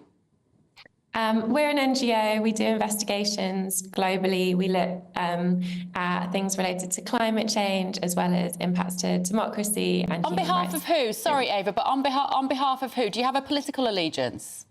No, we have no political allegiance. We We get funded really transparently. It's all available on our website. We're always looking for more support if anyone would like to support us.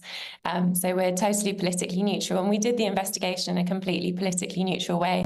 And actually the results that we found were politically neutral. We found these bots were supporting people across the political divide. We saw hashtags around Labour losing, which is one that's been used by Reform UK, as well as hashtags Get the Tories Out, which is one that's been traditionally and currently used a lot by the left. So yeah, it's not an issue that is happening on one political side or another. It's across the board. And so your argument is what? That these bots, some people don't know what a bot is. It's basically a sort of a phone that doesn't have a human being attached to it, but is programmed to send out tweets on certain issues.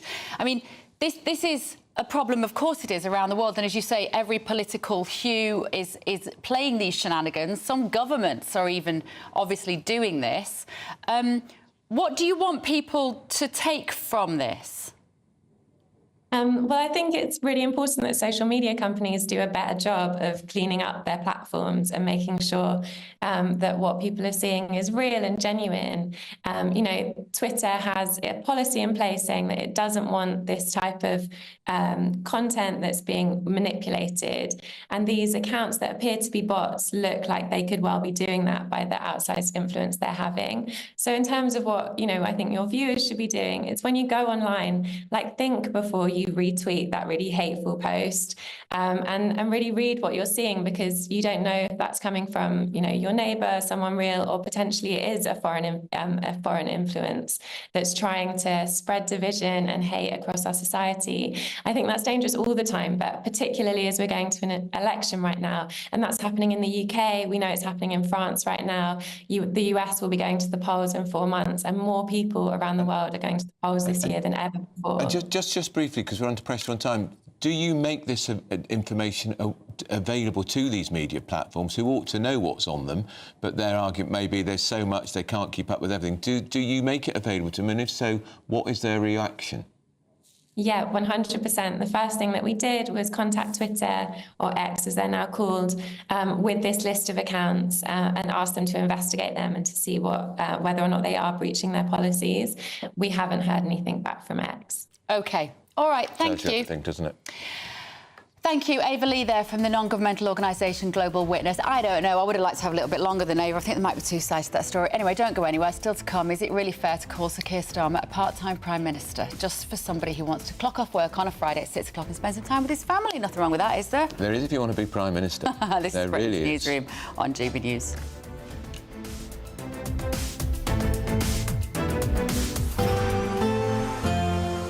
A brighter outlook with Box Solar, sponsors of weather on GB News. Hello, very good day to you. Here's your latest GB News weather update brought to you by the Met Office. There's a fairly good chance you'll see a bit of sunshine around today, albeit with a few showers around and some wetter weather on the way as we go through later today and into tomorrow, in association with a system that is currently to the northwest of the UK. But for the time being, yes, there are some bright sunny spells around, particularly towards more western parts. In the east, some thicker cloud, a few outbreaks of drizzly rain continuing, but most of that will clear away towards the southeast. Otherwise, a few showers here and there, many of us avoiding them, although towards the northwest of the UK it is going to be a bit wetter. Where we see any sunshine, it should feel relatively warm, temperatures getting into the high teens, possibly low 20s. Bit disappointing for the time of year. As we go through into the evening, we are going to see northern areas turning increasingly cloudy because of that system that's going to push its way in. Showery rain will become a bit more widespread, and there could be some heavier bursts, particularly across parts of Scotland and northwestern parts of Northern Ireland, and that will gradually make its way south and eastwards. So as we go through the evening across much of England and Wales, it's actually looking mostly fine. A few showers around, but there should be some late sunshine around too. However, overnight, that thicker cloud across northern parts is going to push its way southwards, and the outbreaks of showery rain, which could be on the heavy side at times, pushing southwards too. That being said, far southern parts staying dry through most of the night, turning cloudier and a bit wetter perhaps as we head towards dawn. Because of the unsettled weather, temperatures really aren't going to drop much, generally staying well above 10 Celsius, most places holding up in double figures. As we go through tomorrow then, a wet start for many of us. Some of the heavier rain will clear away towards the east as we go through the morning, staying pretty cloudy through much of the day for many places, with further rain coming in from the west, but there may be something a bit brighter but also showery pushing into far northwestern parts later on. Temperatures going to be similar to today, feeling a little disappointing for the time of year. That warm feeling inside from Boxed Boilers, sponsors of weather on GB News.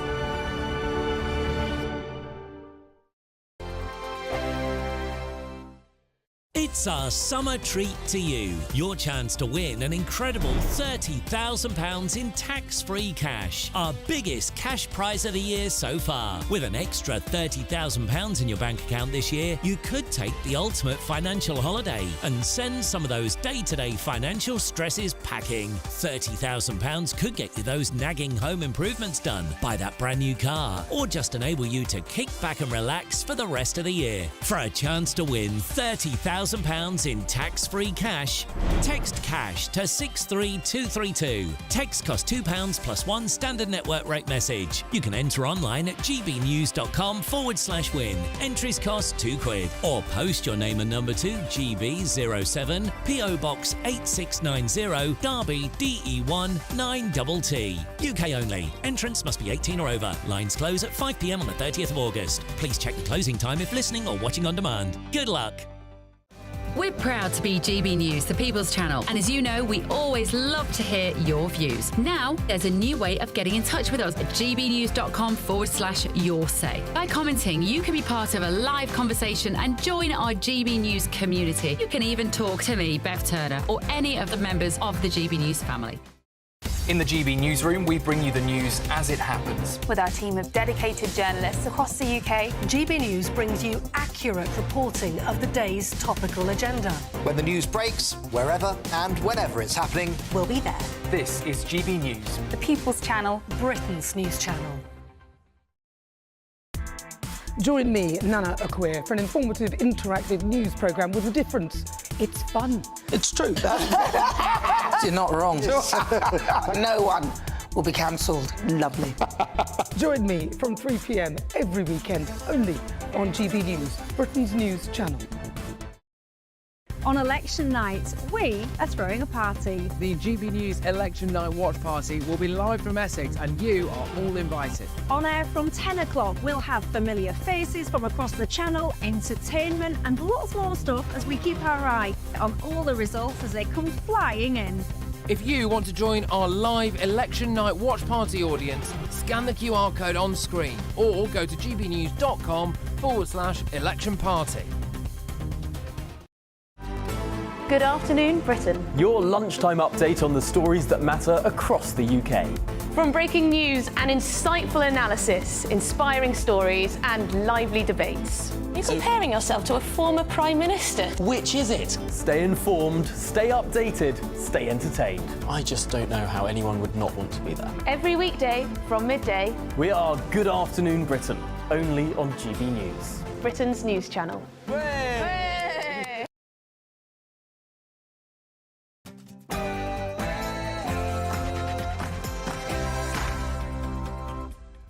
Morning, 11 a.m. on Tuesday, the 2nd of July. Live across the United Kingdom, this is Britain's Newsroom with Andrew Pearce and Bev Turner.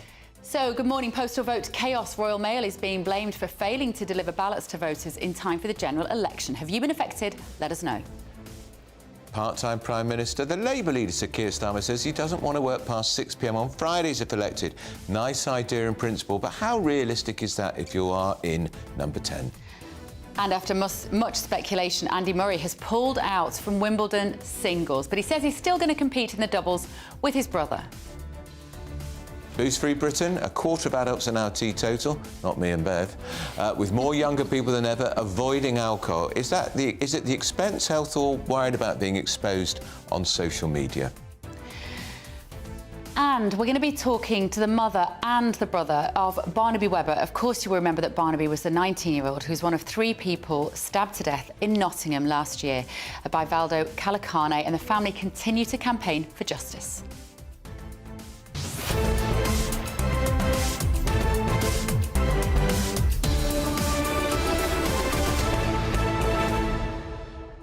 So So young people not drinking is very interesting. Yeah, well, I was at a mate's house very recently, and her son is 18, and he was in the bedroom with his mates, and I thought they were drinking Diet Coke. They don't drink.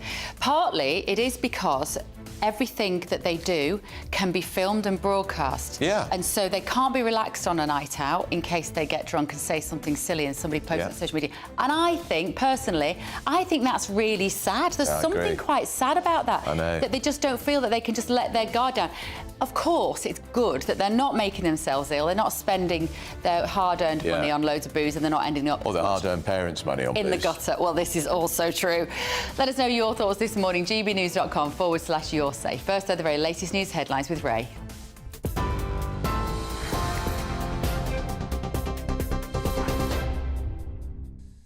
Thanks, guys. 2 minutes past 11, our top stories. The Postal Affairs Minister is said to be urgently investigating delays to the delivery of postal ballots.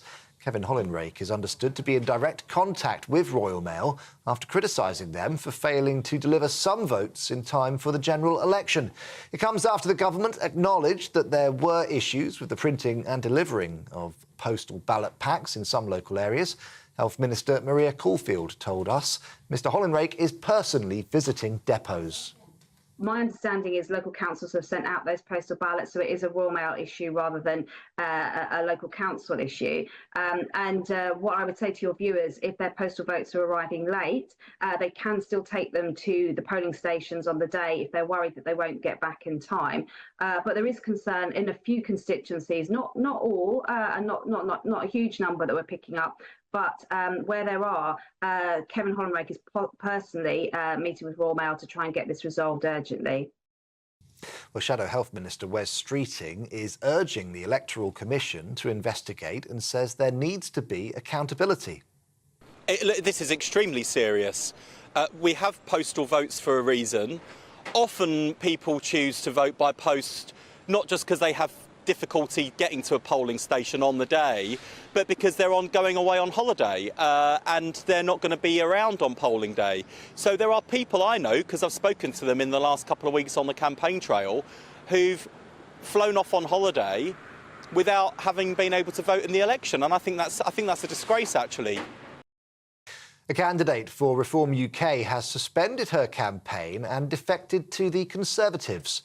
Georgie David says she's frustrated and dismayed by the party and accused the vast majority of candidates of being racist and misogynistic. She's the second Reform candidate to defect to the Tories in 2 days. The Prime Minister is making a final pitch to voters today, urging wavering Tories to stick with his party and prevent a Labour supermajority. He was up early this morning meeting warehouse workers in Bedfordshire. He toured an Ocado facility and enjoyed a cup of tea in the staff canteen. Then, on the penultimate day of the election campaign, he spoke to workers in Oxfordshire, where he said Labour can be denied a supermajority if just 130,000 people switch their vote. If we give Labour that blank cheque, you won't be able to get it back, and all of you are going to end up paying much more in taxes. And I don't want to see that happen, right? So when you think about voting on Thursday, if you vote Conservative, it is a vote for lower taxes, because I believe you all work incredibly hard. And I want you to enjoy the benefits of that hard work and keep more of your money for yourselves to spend on what you want and to spend on your families. Well, meanwhile, Sir Keir Starmer says a big Labour majority would be better for the country. In an interview with The Times, he said he needed a strong mandate so he could get on with the change we need. Sir Keir says two of his key priorities include reforming the planning system and improving the economy. The Lib Dem leader is urging voters to help end the sewage, quote, scandal by kicking the Conservatives out of office. Sir Ed Davey is calling on voters to help him, quote, topple Conservative seats like dominoes. He's highlighting his party's plan to create a clean water authority in the next Parliament, which would have new powers to prevent sewage dumping. The Lib Dems also want to ban bonuses for water bosses until discharges and leaks stop and turn water suppliers into public benefit companies. Well, the Green Party says it will abolish Ofsted to reduce stresses and improve well-being if they win the general election. The party is also pledging to scrap tuition fees and provide free school meals for all children. Meanwhile, continuous assessments would replace SATs testing. Co-leader Carla Denyer describing their education package as an A-star offering. Hurricane Beryl is strengthening into a potentially catastrophic Category 5 storm as it moves across the eastern Caribbean.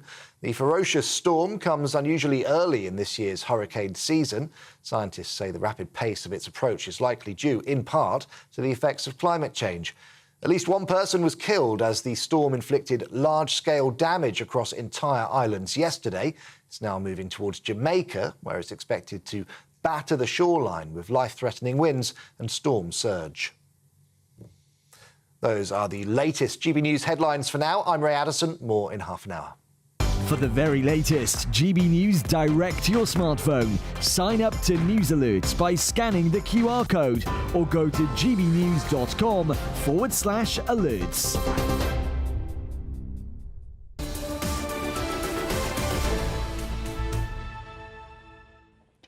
Let's return to some breaking news now. Andy Murray will not, after all, play singles at Wimbledon, but will still compete in the doubles with his brother Jamie. So we're going to talk now to the sports journalist Ben Jacobs. Ben, probably no surprise after he limped out of the Queen's tournament just a few weeks ago with back problems. He's had an operation too. Is that it now for Andy as a singles player, do you think?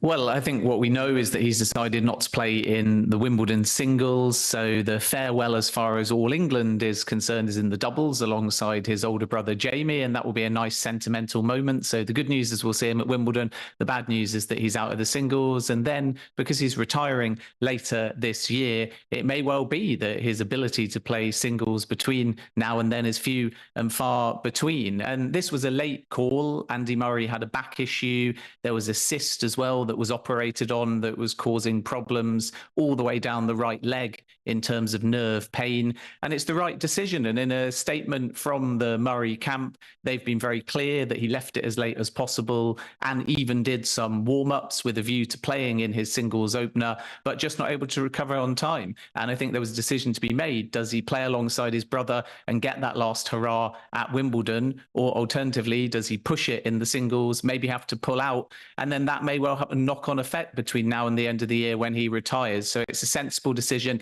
It's a medical decision. But unfortunately, there'll be no Andy Murray in the Wimbledon singles. It's been 8 years, Ben, since he won Wimbledon, which is amazing. It doesn't feel like it's that long ago, does it? But he's had injury on and off, really, even around about that time. He's been a long time pushing his body. He's not going to want to retire sort of willingly, is he? He seems like the kind of character that would carry on for as long as his body would let him. Yeah, I think that's the thing. And he has been thinking more recently and said this in interviews about his future and the impact of the body when you stop playing and you don't ultimately want to go into post-tennis and find that you've got lingering issues. And he's had so many operations, like you say, issues with the back, the knee, the shoulder. And that's just because of the kind of underdog player that he started as, with stamina and grit and determination, doing a lot of running, sliding around on clay courts, for example. And the versatility that he's had and the sheer athlete that he is has turned him into the incredible player that he became. And that's a mixture of talent and, as I said before, stamina and grit. And what Murray's done is always given it his all, win or lose. And the irony is that in the Wimbledons that he lost, we saw so many near fairy tales that inspired a nation. And actually, when he got to the two finals against Novak Djokovic 2013 and then Milos Raonic in 2016, he won those in straight sets. They were by no means comfortable, but it was a bit more routine than we thought. So Murray winning Wimbledon twice is a phenomenal achievement, and he'll always have that. And the other thing to note is we might still get one more fairy tale, because he's never actually in these championships played with his brother before in doubles. So if they were to somehow find a way of winning that, it would be an equally incredible story and a way of him bowing out in some style despite this injury problem. Yeah. There would be a dry eye in the house, would Oh, there? it'd be brilliant, wouldn't it? Thank you, Ben. Ben Jacobs there, sports journalist. And wouldn't it be nice for his mum? Yeah. It'd be lovely for his mum to see the two boys playing tennis together. Yeah. And Jamie's quite a formidable doubles player. He is. It was my kid's sports day yesterday. Right. Is there a connection? I'm just telling you. Is one of them about to become a Wimbledon champion, junior? No, but one of them did win. Is it a new Emma Raducanu? No, but she did win 3 gold medals. Very good at high jump, very long legs, and very good runner. So watch this space, Andrew Pitt. Give me a moment to gloat. Very good. No, quite right too. Quite right too. Right. The Lib Dems have pledged to end the sewage scandal and stand up to polluting water companies. They plan to table a clean water bill in the new Parliament, but is it enough? Well, joining us in the studio now is the founder of Waterways Protection, Philip Greenwood, who we've talked to before. Philip, morning. Morning. This has been an issue they've pretty much owned, the Lib Dems, in a sense. They've been banging on about it a lot, quite effectively, I would say. How bad a problem is it? Well, I mean, look, it's certainly true that the Liberal Democrats have seek to exploit as much political capital as possible out of the sewage crisis. And to be fair to the Lib Dems, you know, they've tried to table a couple of acts to really try and improve. But actually, when we look at the details of their manifesto, I mean, there is some concern. Look, there are some great things, yeah? It's good that the Lib Dems are trying to lead the way on this, or at least create the impression they are. They've got a clean water authority. So what Ed is saying is, OK, let's have a new layer of bureaucracy. What he's basically saying is the EA is no good, Ofwat is no good. He's basically saying Ofwat is no good, Ofwat is going to be the sacrificial lamb. It's all been decided, Ofwat are going to take the fall. Everybody knows it. Then he wants to pretend that the EA is fine by increasing their funding, the Environment Agency, right. OK? But at the same time, he's basically setting up a Clean Water Authority. So he's saying the EA is still OK, but we're going to have a new Clean Water Authority. OK, fine, let's just do it. But it is just a separate layer of bureaucracy. I mean, I think the EA could possibly do the job, but OK, fine, let's. The problem is the EA have a lot of powers that they refuse to use. I was at the River Summit recently with Philip Duffy, the CEO of the EA, and, you know, he was basically saying, look, there's only so much we can do, because if we use the powers that we do have, which they don't, but even if they use the powers that they do have, the water companies will just take them to court and get in an emergency agreement to continue to work, and it will be business as usual. So what basically Philip Duffy is saying is he's legally stumped. So we need new laws. And also, if we look at some of the Lib Dem schemes as well, they're a bit light on detail. I mean, they talk about protecting, they say they want to ban sewage pollution, but into bathing status waters. Now, the bathing status waters only account for a very small percentage of waters in the UK. If you think in the UK we've got like 1,000 beaches or something, that's excluding all the rivers and all the rest of it, but actual coastal beaches. Now, let's say today we've got like 35 of them under bathing water status.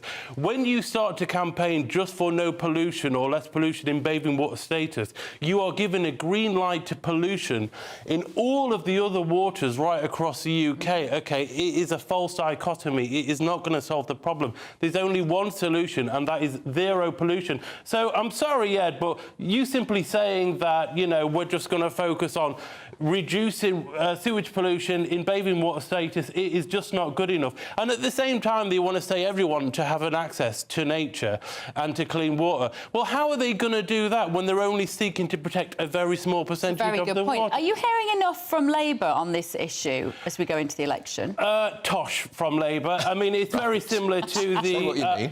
It's very similar to the Liberal Democrats. I mean, they want to do this thing. They want to ban bonuses for directors. Let me tell you all today, these directors of the water companies are nothing more than they're just employee.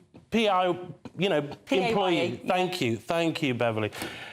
That's literally all it is. They come, they'll do their job, and they'll take their wage. And what happened is, in the banking crisis, we all remember the banking crisis. Oh, this guy's not. We can't pay the bankers any more bonus. I was working in the financial sector, and let me tell you, all they do is, you know, when a particular industry has pressure on it and they can't give out bonuses, they'll say, OK, well, you come and join us on our diverted bonus scheme. You'll get your bonuses. Get around it somewhere. There's 1,000,001 ways to get around it. What Labour and the Lib Dem need to do, instead of having a go at water companies' directors. And don't forget, these water companies' directors, sometimes these are actually good people.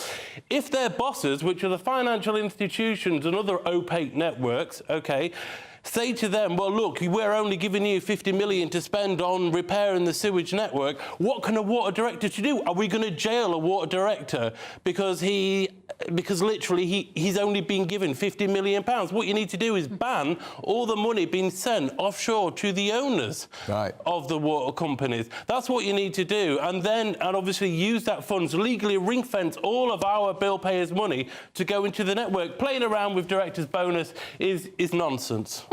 Well, you say it as it is, don't you? Well, it is. I love your passion on this, Philip. It's absolutely brilliant. Whoever's in number 10 on Friday, can you just first of all write them a big long letter and tell them what they need to know, or send them this clip? Yeah, I feel much better informed, don't you? Exactly. Well done. Thank you so much. No problem. The founder of Waterways Protection, a man of passion, Philip Greenwood. There, right. Earlier we heard from the Labour leader, Sir Keir Starmer, who was on stage. He was joined by a candidate from the Sherwood Forest constituency. So what do we have to do, Andrew? We have to, let's say, ask if Robin Hood is standing as a candidate. But he's not. But David Dobby is standing for the Lib Dem. Sheila Great-Trex-White, the Green Party. Helen Rose O'Hare, Reform UK. Mark Spencer for the Conservative Party, Jeremy Paul Spry, Independent, Lee Waters, Independent, and Michelle Welsh for the Labour Party. Up next, Labour leader Sir Keir Starmer has been criticised, saying he wants to finish work at 6 o'clock on Fridays. He's been doing that for a very long time, apparently. Is it too much to ask? We'll debate that. This is Britain's Newsroom on GB News.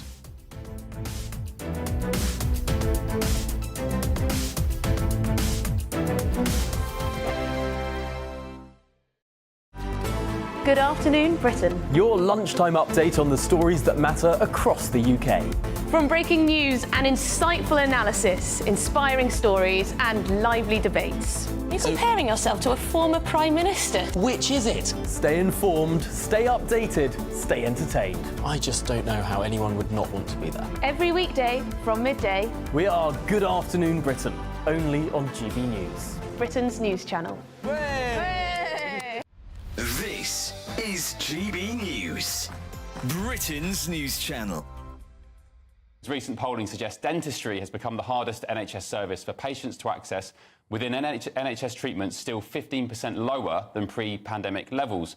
So a YouGov survey reveals that more than 70% of Brits describe seeing the dentist as difficult, compared with 64% for GPs and 42% for A&E services. One British man, get this, he even took to flying 10,000 miles for dental care, saying the extra time and money spent was far less hassle than trying to get an appointment on the NHS. I mean, it's a sad state of affairs. And a shocking 1/5 of UK adults have also admitted to trying DIY dentistry, including the old trick of tying string around a wobbly tooth and slamming it in the door so it comes out. So should people be more careful when taking their teeth into their own hands? That is one of the problems. Obviously, population growth makes it much more difficult for people to access NHS services, but they need to then catch up on the other side with dental services and increase the amount of dentists and access to dentistry, and especially NHS dentistry, obviously. What's the cut-off age for free dentistry on the NHS? So it is 18 years old, but there are exemptions around maternity, pregnancy. There's some free care around pregnancy. We saw some data a few weeks back about the number one cause for child admission into A&E is tooth decay. I mean, that was shocking when I read it. It's really bad, and what happens is people, kids with multiple decayed teeth, they basically have to be put under general anaesthetic, and then all those rotted teeth have to be extracted under general anaesthetic. Like, if those baby teeth start going crooked, then the adult teeth start going crooked as well. So it is important to look after the baby teeth. It's really important. I think they should make it more central to their policies, definitely. The People's Channel. Congratulations to the GB News winners at this year's Trick Awards. And the winner of Interview of the Year is... Alistair Stewart reveals his heartbreaking diagnosis to Camilla Tormini. And the winner is GB News Breakfast. And the winner is Nigel Farage. And thank you to you, our GB News viewers and listeners, for making us the People's Channel, Britain's news channel.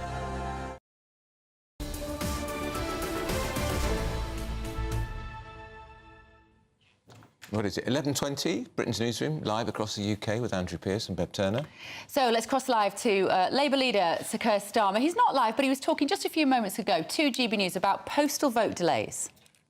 Look, we cross each bridge as we get to it. I am concerned about the delays, and I think what needs to happen now is everybody needs to pull together to make sure the ballot papers get where they're needed so that people can exercise their democratic right to vote. So that's where my focus is at the moment. Thank you. Well, joining us in the studio is former Chancellor of the Exchequer Kwasi Kwarteng and former Labour MP Luciana Berger. Thank you so much. I guess there wasn't an awful lot more that Keir Starmer could say this morning on that issue, Luciana, but we've all got to pull together. We've got to pull together, and I think just the fact that we're raising this issue for people to kind of be aware, to look out, you know, have they received it? If they haven't, to put the request in for a replacement. A bit late, isn't it? Well, it is very late, but people can still get that replacement, Yeah. so it's really, really very important that people put in that ask. OK, so you can put the request in now if you haven't got your postal vote, Yes.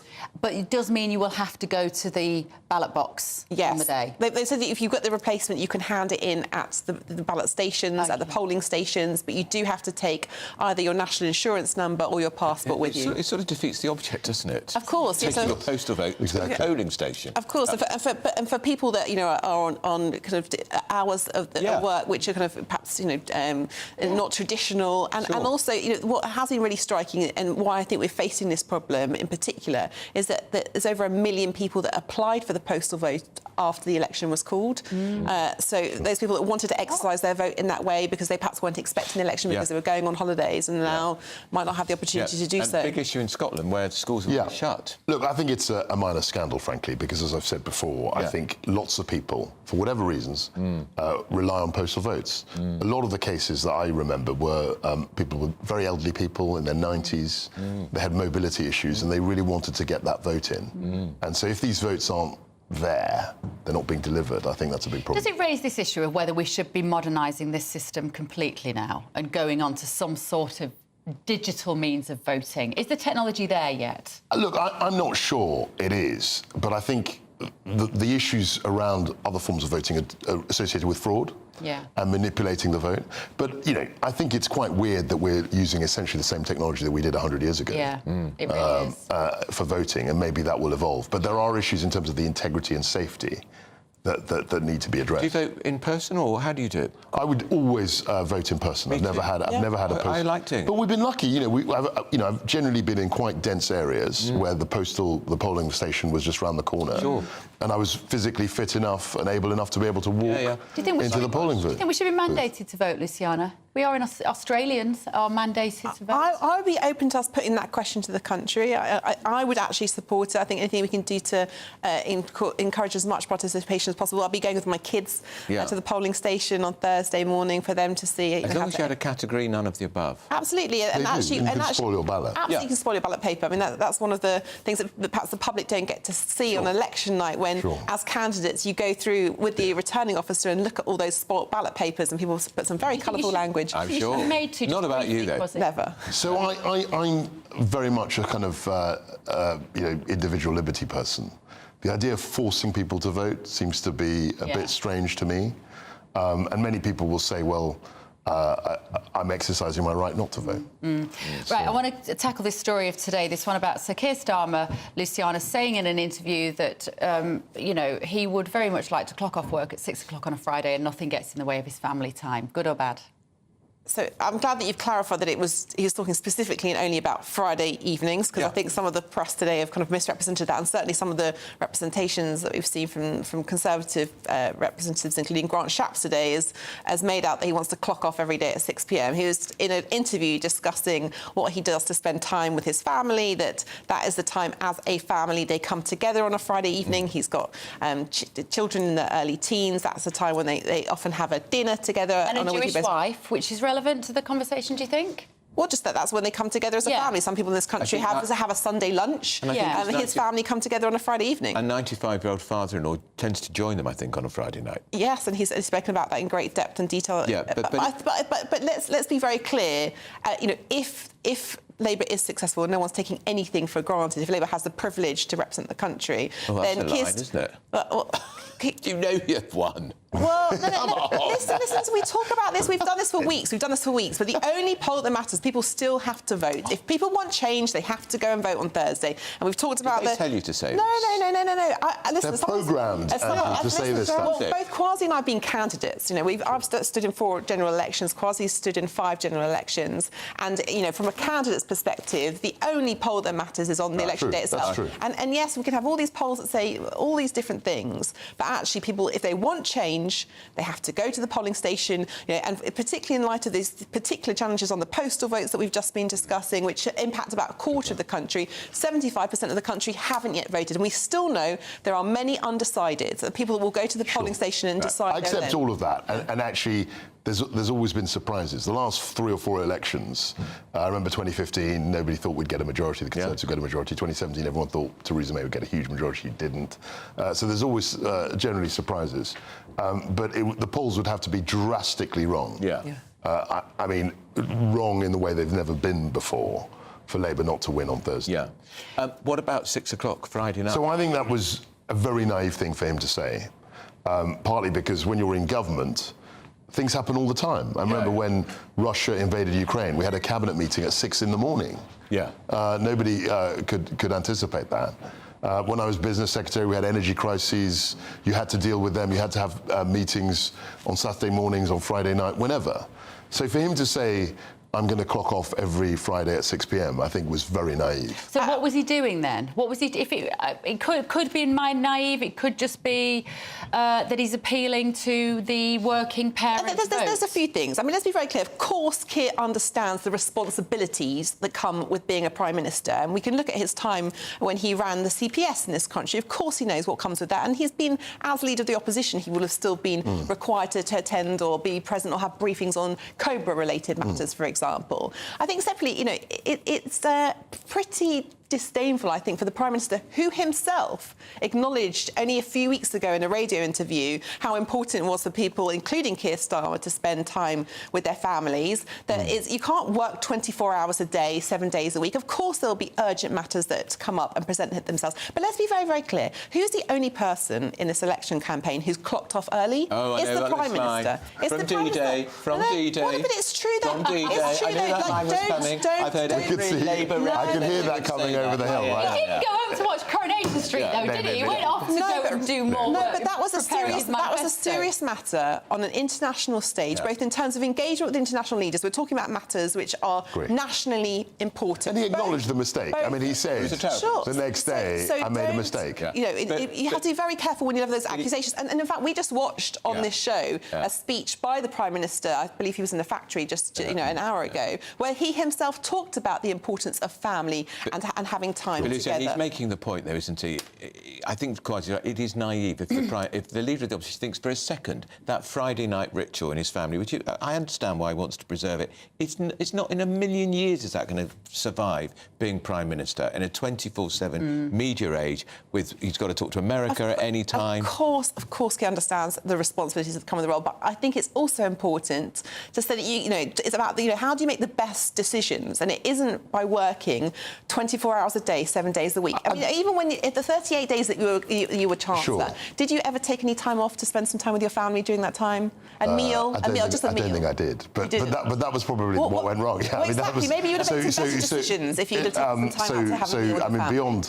I think you make a serious point. I think people can actually go too much into detail and try and micromanage everything and be control freaks. Has been guilty. And actually, if you do that, I think that impairs a lot of the judgment you're making. But the point he made about the 6 p.m, sorry to go back to that, I just thought that was incredibly naive. The idea that you're going to have one time every Friday where you can clock off and spend time with your lovely family, I just don't think is a reflection of modern life. Before you go, I do want to ask you, the conversations that will be going on in Keir Starmer's house now, he's got 2 young teens, I think. Yeah. Liz Truss had 2 teenage girls. That's right.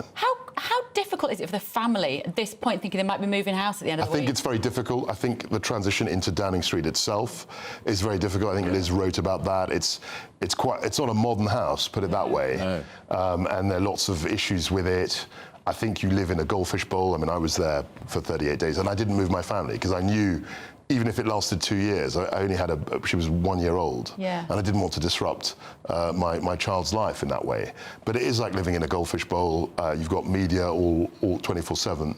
And it's difficult for kids, I think. And it will be difficult for them when they go to school on whenever it is, on Monday, and their dad is Prime Minister. Yeah. And will they move school, depending on where they live? I don't know about that. So all of those things are difficult. Yeah. And I think that it'll be quite surprising, I think, to them how much their lives will change. Yeah. I think it's done well to keep, we don't know Starmer's children's names. I think that's right, that he's kept them out of the press. So we don't see photographs of them. But their schoolmates will know. Yeah, and that's the main issue, really. I mean, how they react to them. Right, thank you both so much. Luciana Berger, Kwasi Kwarteng, for your time this morning. Right, Ray's here with the headlines.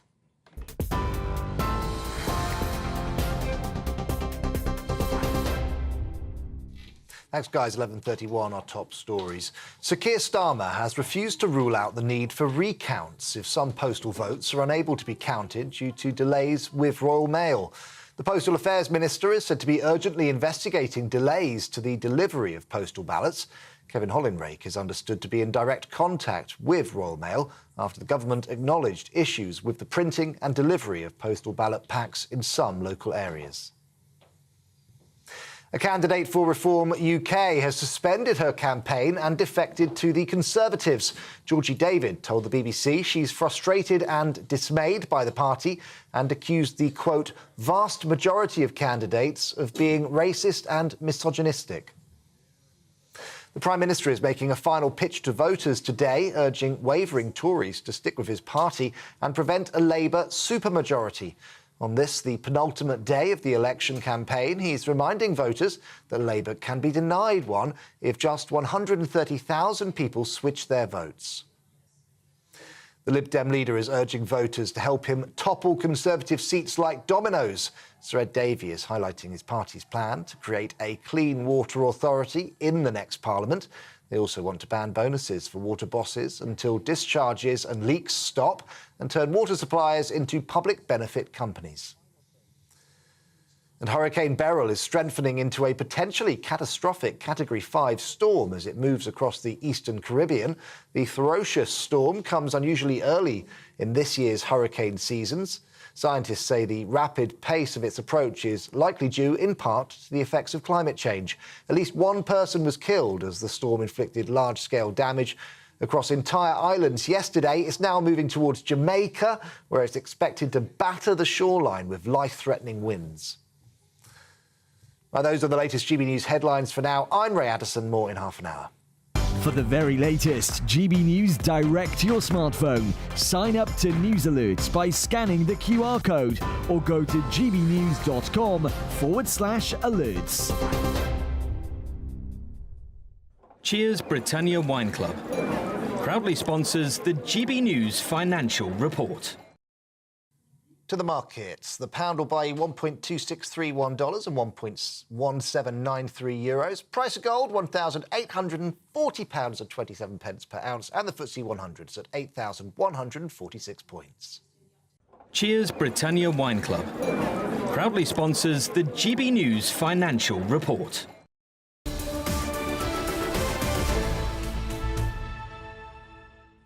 Tom and the newly married Emily Carver are with us. Congratulations, Emily. Thank you very much. Yes, you look almost exactly the same as you did on Friday. Lucky Patrick Christie's. Right. Lucky me. We're just saying, we need to tell our viewers what's coming up in the next few days. So, Britain's Newsroom as normal tomorrow. Tomorrow night, Tom, we've got a State of the Nation special. We do, around this desk, where it's going to be GB News presenters sort of looking back over the election campaign. And really, it's one of the last opportunities we'll get to talk about the election campaign. Yeah. It's one of the frustrations about how this country is governed is that on polling day, you're not allowed to talk about the election. So tomorrow night, it's me, you, Michelle, Patrick and Gloria De Piero. That's right. All around this desk. Thursday morning, Britain's Newsroom. You'll be here. Yeah. I will be at Henley Regatta because, of course, Thursday we can't talk about politics. Not at so all. I'm going to be looking at lovely pictures of ladies in hats and talking to rowers and being on boats, and it will be marvellous. Henley Literary Festival covering all that. Thursday night, election night. We have Patrick and Michelle. Patrick and Michelle, election night party. 8 till 10. Yes. In Essex? Be a lot of fun. Hang on, before that, you've got me, I'm afraid. It's 2 hours of me on Thursday night, 6 till 8, doing a big 2-hour debate in Westminster with some of our best commentators and thinkers. Not politics. We're going to have to talk around social issues. Thursday, then, Patrick and Michelle. In Essex, election party night. So that'll be a lot of fun. 8 till 10. Yes. 10 o'clock, all through the night. Tom Harwood will be who? Camilla Tominey and Stephen Dixon will be presenting the election results programme. That'll be here in Paddington mainly, but then we've got reporters at loads of different polling stations around the country, and I'll be sort of somewhere tucked away in the corner talking to Martin Baxter, the data analyst, the guy that runs sort of all of these number crunching things, and we'll be having live data coming through to a brand new touchscreen that will show a map of the country lighting up with all the votes as they come in. And then Friday morning, you and I are back on to digest it all. You will probably have been writing columns non-stop for the first few days before that. Yeah. Emily, what's on the show today? What's on the show today? Well, we're interested to talk about these reform candidates who have decided to defect to the Conservatives. One of them saying that the party's full of racists, essentially. So, and Richard Tice tweeting already to say that it's nonsense and that she has been offered incentives from the Conservative Party to say such a thing. Well, there's always two sides, isn't there, to every story? So we're going to dig into that one and see exactly what's going on, and will that impact how people vote on election day?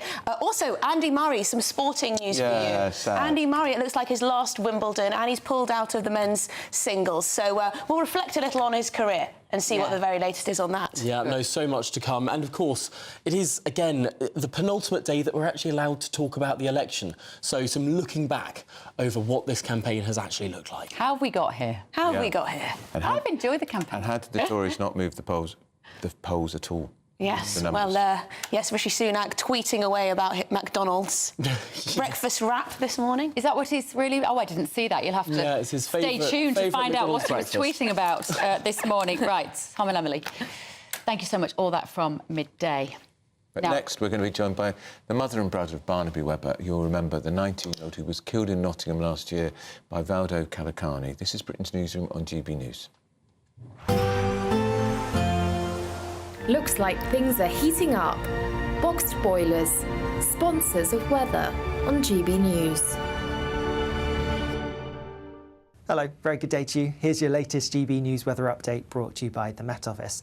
There's a fairly good chance you'll see a bit of sunshine around today, albeit with a few showers around and some wetter weather on the way as we go through later today and into tomorrow, in association with a system that is currently to the northwest of the UK. But for the time being, yes, there are some bright sunny spells around, particularly towards more western parts. In the east, some thicker cloud, a few outbreaks of drizzly rain continuing, but most of that will clear away towards the southeast. Otherwise, a few showers here and there, many of us avoiding them, although towards the northwest of the UK it is going to be a bit wetter.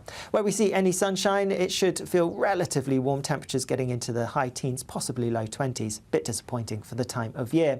As we go through into the evening, we are going to see northern areas turning increasingly cloudy because of that system that's going to push its way in. Showery rain will become a bit more widespread, and there could be some heavier bursts, particularly across parts of Scotland and northwestern parts of Northern Ireland, and that will gradually make its way south and eastwards. So as we go through the evening across much of England and Wales, it's actually looking mostly fine. A few showers around, but there should be some late sunshine around too. However, overnight, that thicker cloud across northern parts is going to push its way southwards, and the outbreaks of showery rain, which could be on the heavy side at times, pushing southwards too. That being said, far southern parts staying dry through most of the night, turning cloudier and a bit wetter perhaps as we head towards dawn. Because of the unsettled weather, temperatures really aren't going to drop much, generally staying well above 10 Celsius, most places holding up in double figures.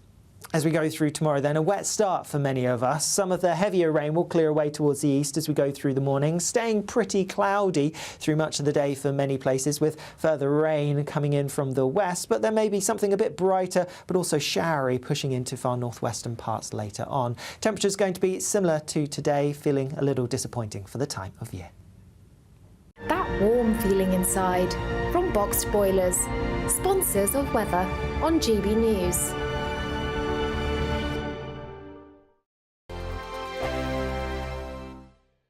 Hello, very good day to you. Here's your latest GB News weather update brought to you by the Met Office.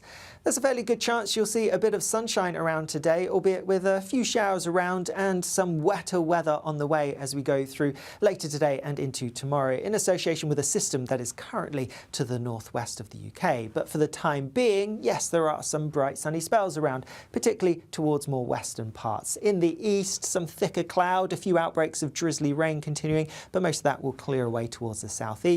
Otherwise, a few showers here and there, many of us avoiding them, although towards the northwest of the UK it is going to be a bit wetter. Where we see any sunshine, it should feel relatively warm, temperatures getting into the high teens, possibly low 20s. Bit disappointing for the time of year. As we go through into the evening, we are going to see northern areas turning increasingly cloudy because of that system that's going to push its way in. Showery rain will become a bit more widespread, and there could be some heavier bursts, particularly across parts of Scotland and northwestern parts of Northern Ireland, and that will gradually make its way south and eastwards. So as we go through the evening across much of England and Wales, it's actually looking mostly fine. A few showers around, but there should be some late sunshine around too. However, overnight, that thicker cloud across northern parts is going to push its way southwards, and the outbreaks of showery rain, which could be on the heavy side at times, pushing southwards too. That being said, far southern parts staying dry through most of the night, turning cloudier and a bit wetter perhaps as we head towards dawn. Because of the unsettled weather, temperatures really aren't going to drop much, generally staying well above 10 Celsius, most places holding up in double figures. As we go through tomorrow then, a wet start for many of us. Some of the heavier rain will clear away towards the east as we go through the morning, staying pretty cloudy through much of the day for many places, with further rain coming in from the west, but there may be something a bit brighter but also showery pushing into far northwestern parts later on. Temperatures going to be similar to today, feeling a little disappointing for the time of year. If you want your news to be straight talking, this is a nightmare for the Conservatives again. Down to earth. It's not just Nottingham where this is happening, is it? And most importantly, honest. Hard-working, middle-class taxpayers, they'll get their book thrown at them. Then catch me, Martin Daubney, Monday to Friday, 3 till 6 p.m. on GB News, Britain's news channel. Join me, Nana Akweer, for an informative, interactive news programme with a difference. It's fun. It's true.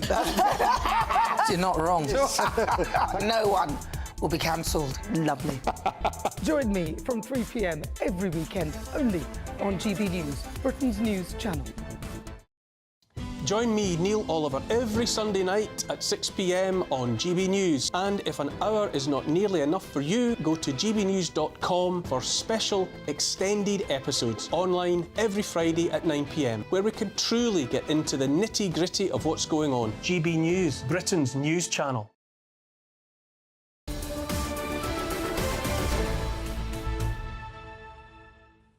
11:42, this is Britain's Newsroom on GB News with Andrew Pearce and Bev Turner. So it's been just over a year since the Nottingham attacks, which saw Barnaby Webber, Grace O'Malley-Kumar and Ian Coates tragically lose their lives. The families of these victims are fighting for justice and striving to keep their memories alive. And this week, Taunton School is hosting an event to remember Barney, raising funds for the Barnaby Webber Foundation, which supports young people facing challenges as well as supporting grassroots cricket clubs. Who better to talk about it than Barney's brother Charlie and his mum Emma Webber. Hello. Hi. I saw you earlier. Whenever I see you, I think, how do you get out of bed in the morning? Yeah, I think that too. Well, I suppose one of the major reasons is sat next to me. Yeah. But as we've been, you guys have been great supporters. As so much has gone so wrong that we have to write that and can't rest until that's done. But yeah, I don't know how you do it. Sometimes you try and find a way, don't you? And Charlie, you're 16. Yeah. Just on your GCSEs. Yeah. Fingers crossed for the results, hey? This is one of the first times that you've been out talking about everything that you've been through. How hard or how easy is it to talk about Barnaby and events of the last year? I mean, I think it kind of it gets easier than it was because, you know, you get practice, and I've spoken to countless people about it, but it's still definitely difficult to talk about. Yeah. I'm sure it is. Emma, you do want, as we said in our introduction, keep the names of the three people who died that day, keep their names alive, and also channel this into some sort of good. So is that partly what's motivating you now? I think so. I think it has to be. We have so much so many comments and so many people wanting to donate and do something last summer, and we honestly had no capacity to know what we wanted to do. So we set up the foundation, thinking, okay, so we've done that. It's a conduit where people can put their monies in, and we knew that we wanted it to reflect the person that Barney was. The type of human being he was and the qualities he had. So that's why it's to support any young people under the age of 18 with life challenges. That can be anything, physical, mental, financial, emotional, school, anything like that. So we can support charities or individuals or families. But also his absolute love was cricket. And we know ourselves, living in Somerset, it's a big cricket county, but it's expensive. It's pricey. It's hard to get young people in sometimes, and he'd be so chuffed if he thought, there's going to be some Barnaby Webber Foundation bats given to young people to encourage. And you've got the fundraising event on Thursday at Taunton School. What's going to happen that day? Do you want to say? Can you remember? Of course I can remember. It's oh, don't worry, I've got a teenager. Moms, they just embarrass you, that's all. It's kind of like an auction evening and a celebration. So we've got loads of, not prizes, we've got loads of things that we're selling and stuff to raise money for the foundation. Okay. On the night. Yeah, it's and online as well. Yeah, so it's an evening of we have to make it a celebration. Yeah. It's been so much dark and it's really hard to find much light. But this is something that school have been amazing.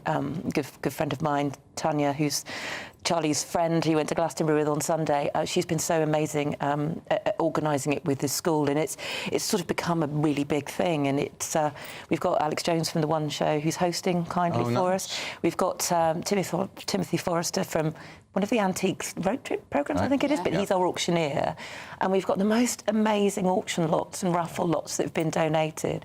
Charlie made me laugh. We were talking this morning before we went and said, can you remember what the auction lots? He said, well, yeah, there's a hog roast. I said, that's probably not what we're going to lead with.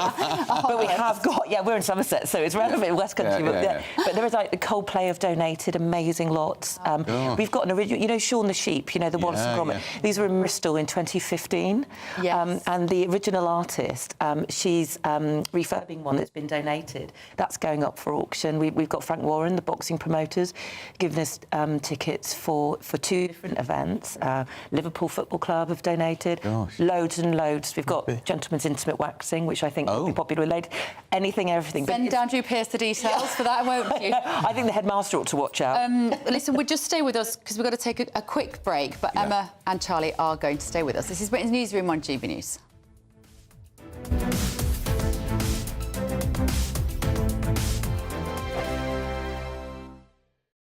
On election night, we are throwing a party. The GB News Election Night Watch Party will be live from Essex and you are all invited. On air from 10 o'clock, we'll have familiar faces from across the channel, entertainment and lots more stuff as we keep our eye on all the results as they come flying in. If you want to join our live Election Night Watch Party audience, scan the QR code on screen or go to gbnews.com/election party. Martin Daubney, weekdays from 3 p.m. How deep is the rift between Prince William and Prince Harry? Well, it's been reported that Prince William is refusing to speak to Prince Harry and has even taken on the role of disciplinarian, which was once, of course, the job of Prince Philip. But has that job gone now to William? And does he indeed rule with a rod of iron? Well, joining me now to discuss this is the former BBC Royal correspondent Michael Cole. Himself has a lot of iron. Do you think this is a fair approximation of the character? After all, Michael Cole, surely the palace could do with a firm leader at the moment. Is Wills the man? I think he is, Martin, and good afternoon to you. William, 42 last Friday. He's grown into the role of heir apparent. He looks good, he sounds good. And now, when the late Queen was alive, she was the chairman of the board. but the chief executive was definitely Prince Philip. She was the head of state, but he was the head of the family.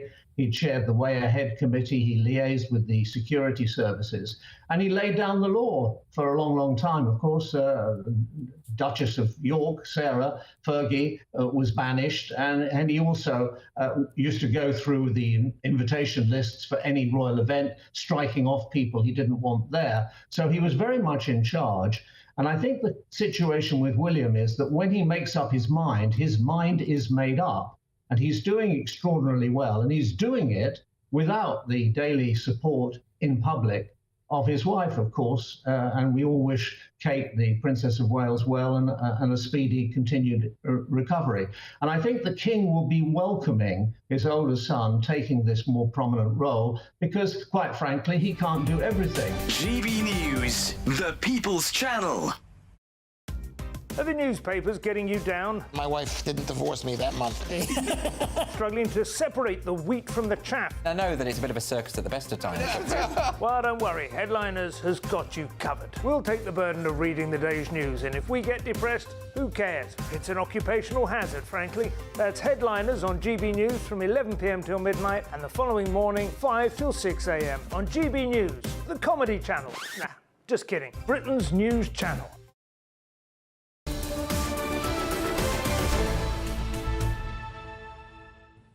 So we're still in the studio with Barney Webber's brother Charlie and his mum Emma Webber. Charlie, we've not spoke to you before. Can I ask you, you were incredibly close to your brother. We've seen the lovely photographs of you with your brother. When you were told what had happened? Yeah, I remember I was on a school trip, and my teacher had told me, "Oh, you've got to go home. Your parents are here." And I knew something was wrong because I hadn't done anything wrong to be sent home by this point. So I knew something had happened, and when I saw just Mum and Dad turn up, I kind of knew a part of me that it was to do with Barney, because if it was something that big and it wasn't him, he'd be there. And I remember sitting down on the side of the bus and my parents, or Mum and Dad, telling me that there's been an incident in Nottingham and Barney's been killed, and I remember the feeling, I can't really describe it, it's like you just feel very fuzzy, and I just broke down in tears and I didn't know what to do. I didn't know where to go. I was getting overheated, and it's just, it's something you can't comprehend, is it?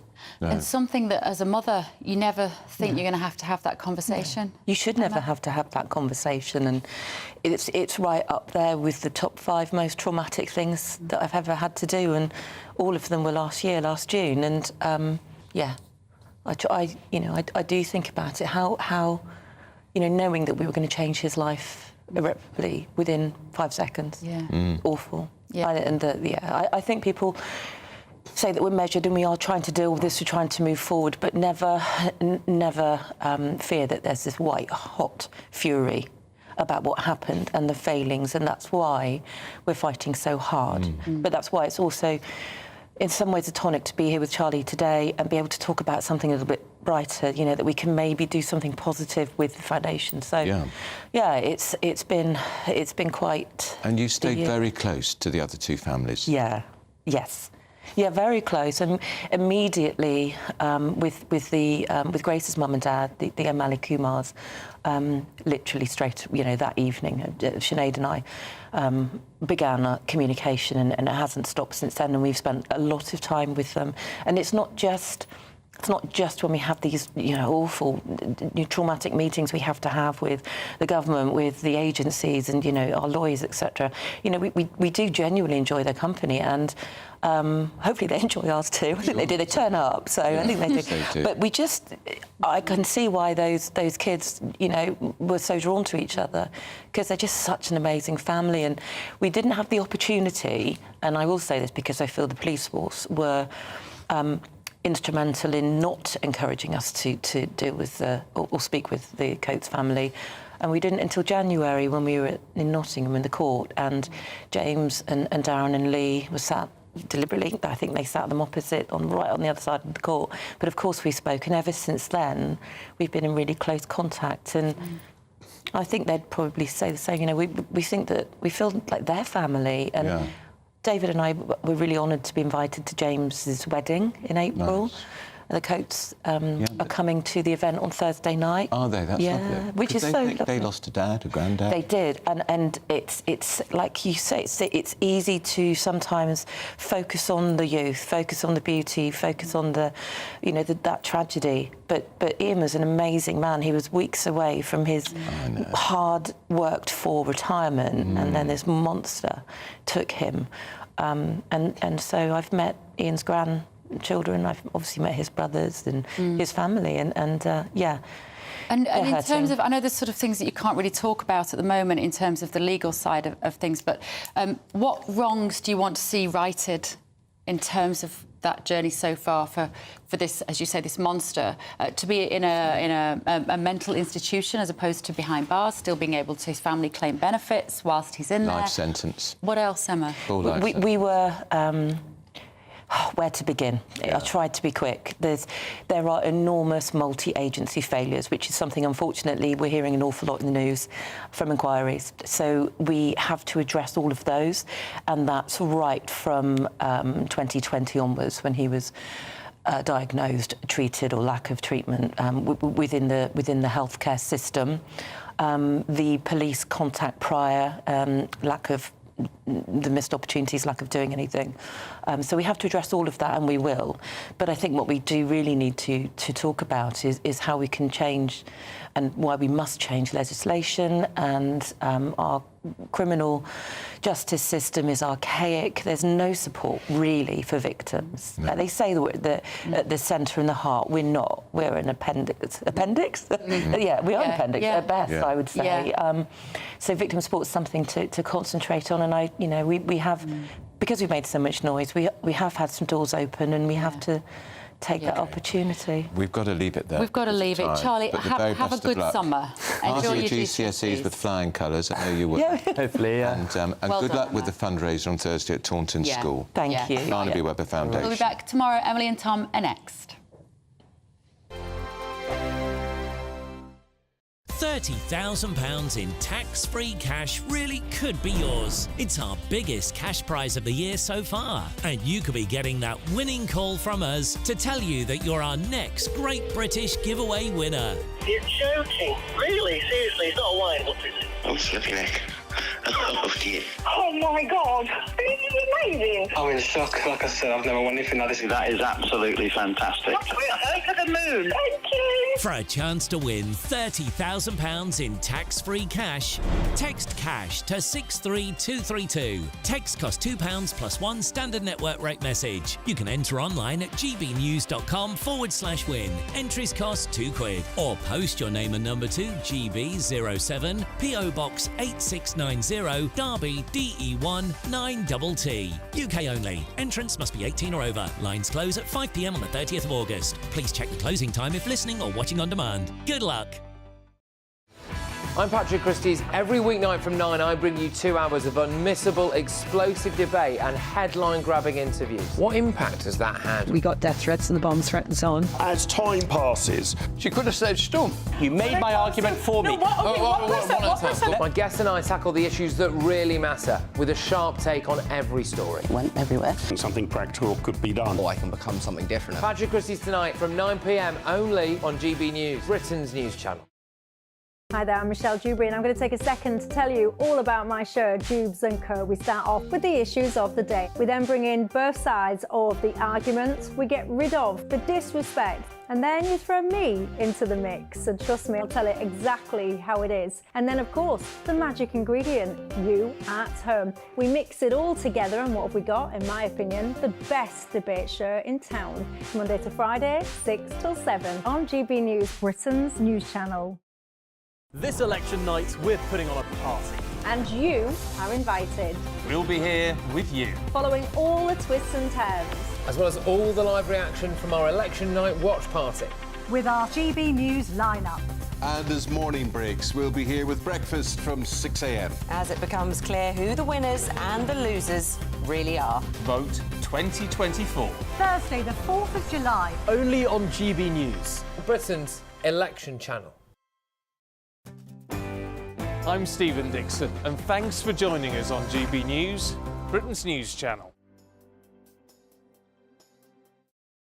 If you want your news to be straight talking, this is a nightmare for the Conservatives again. Down to earth. It's not just Nottingham where this is happening, is it? And most importantly, honest. Hard-working, middle-class taxpayers, they'll get the book thrown at them. They catch me, Martin Daubney, Monday to Friday, 3 till 6 p.m. on GB News, Britain's news channel.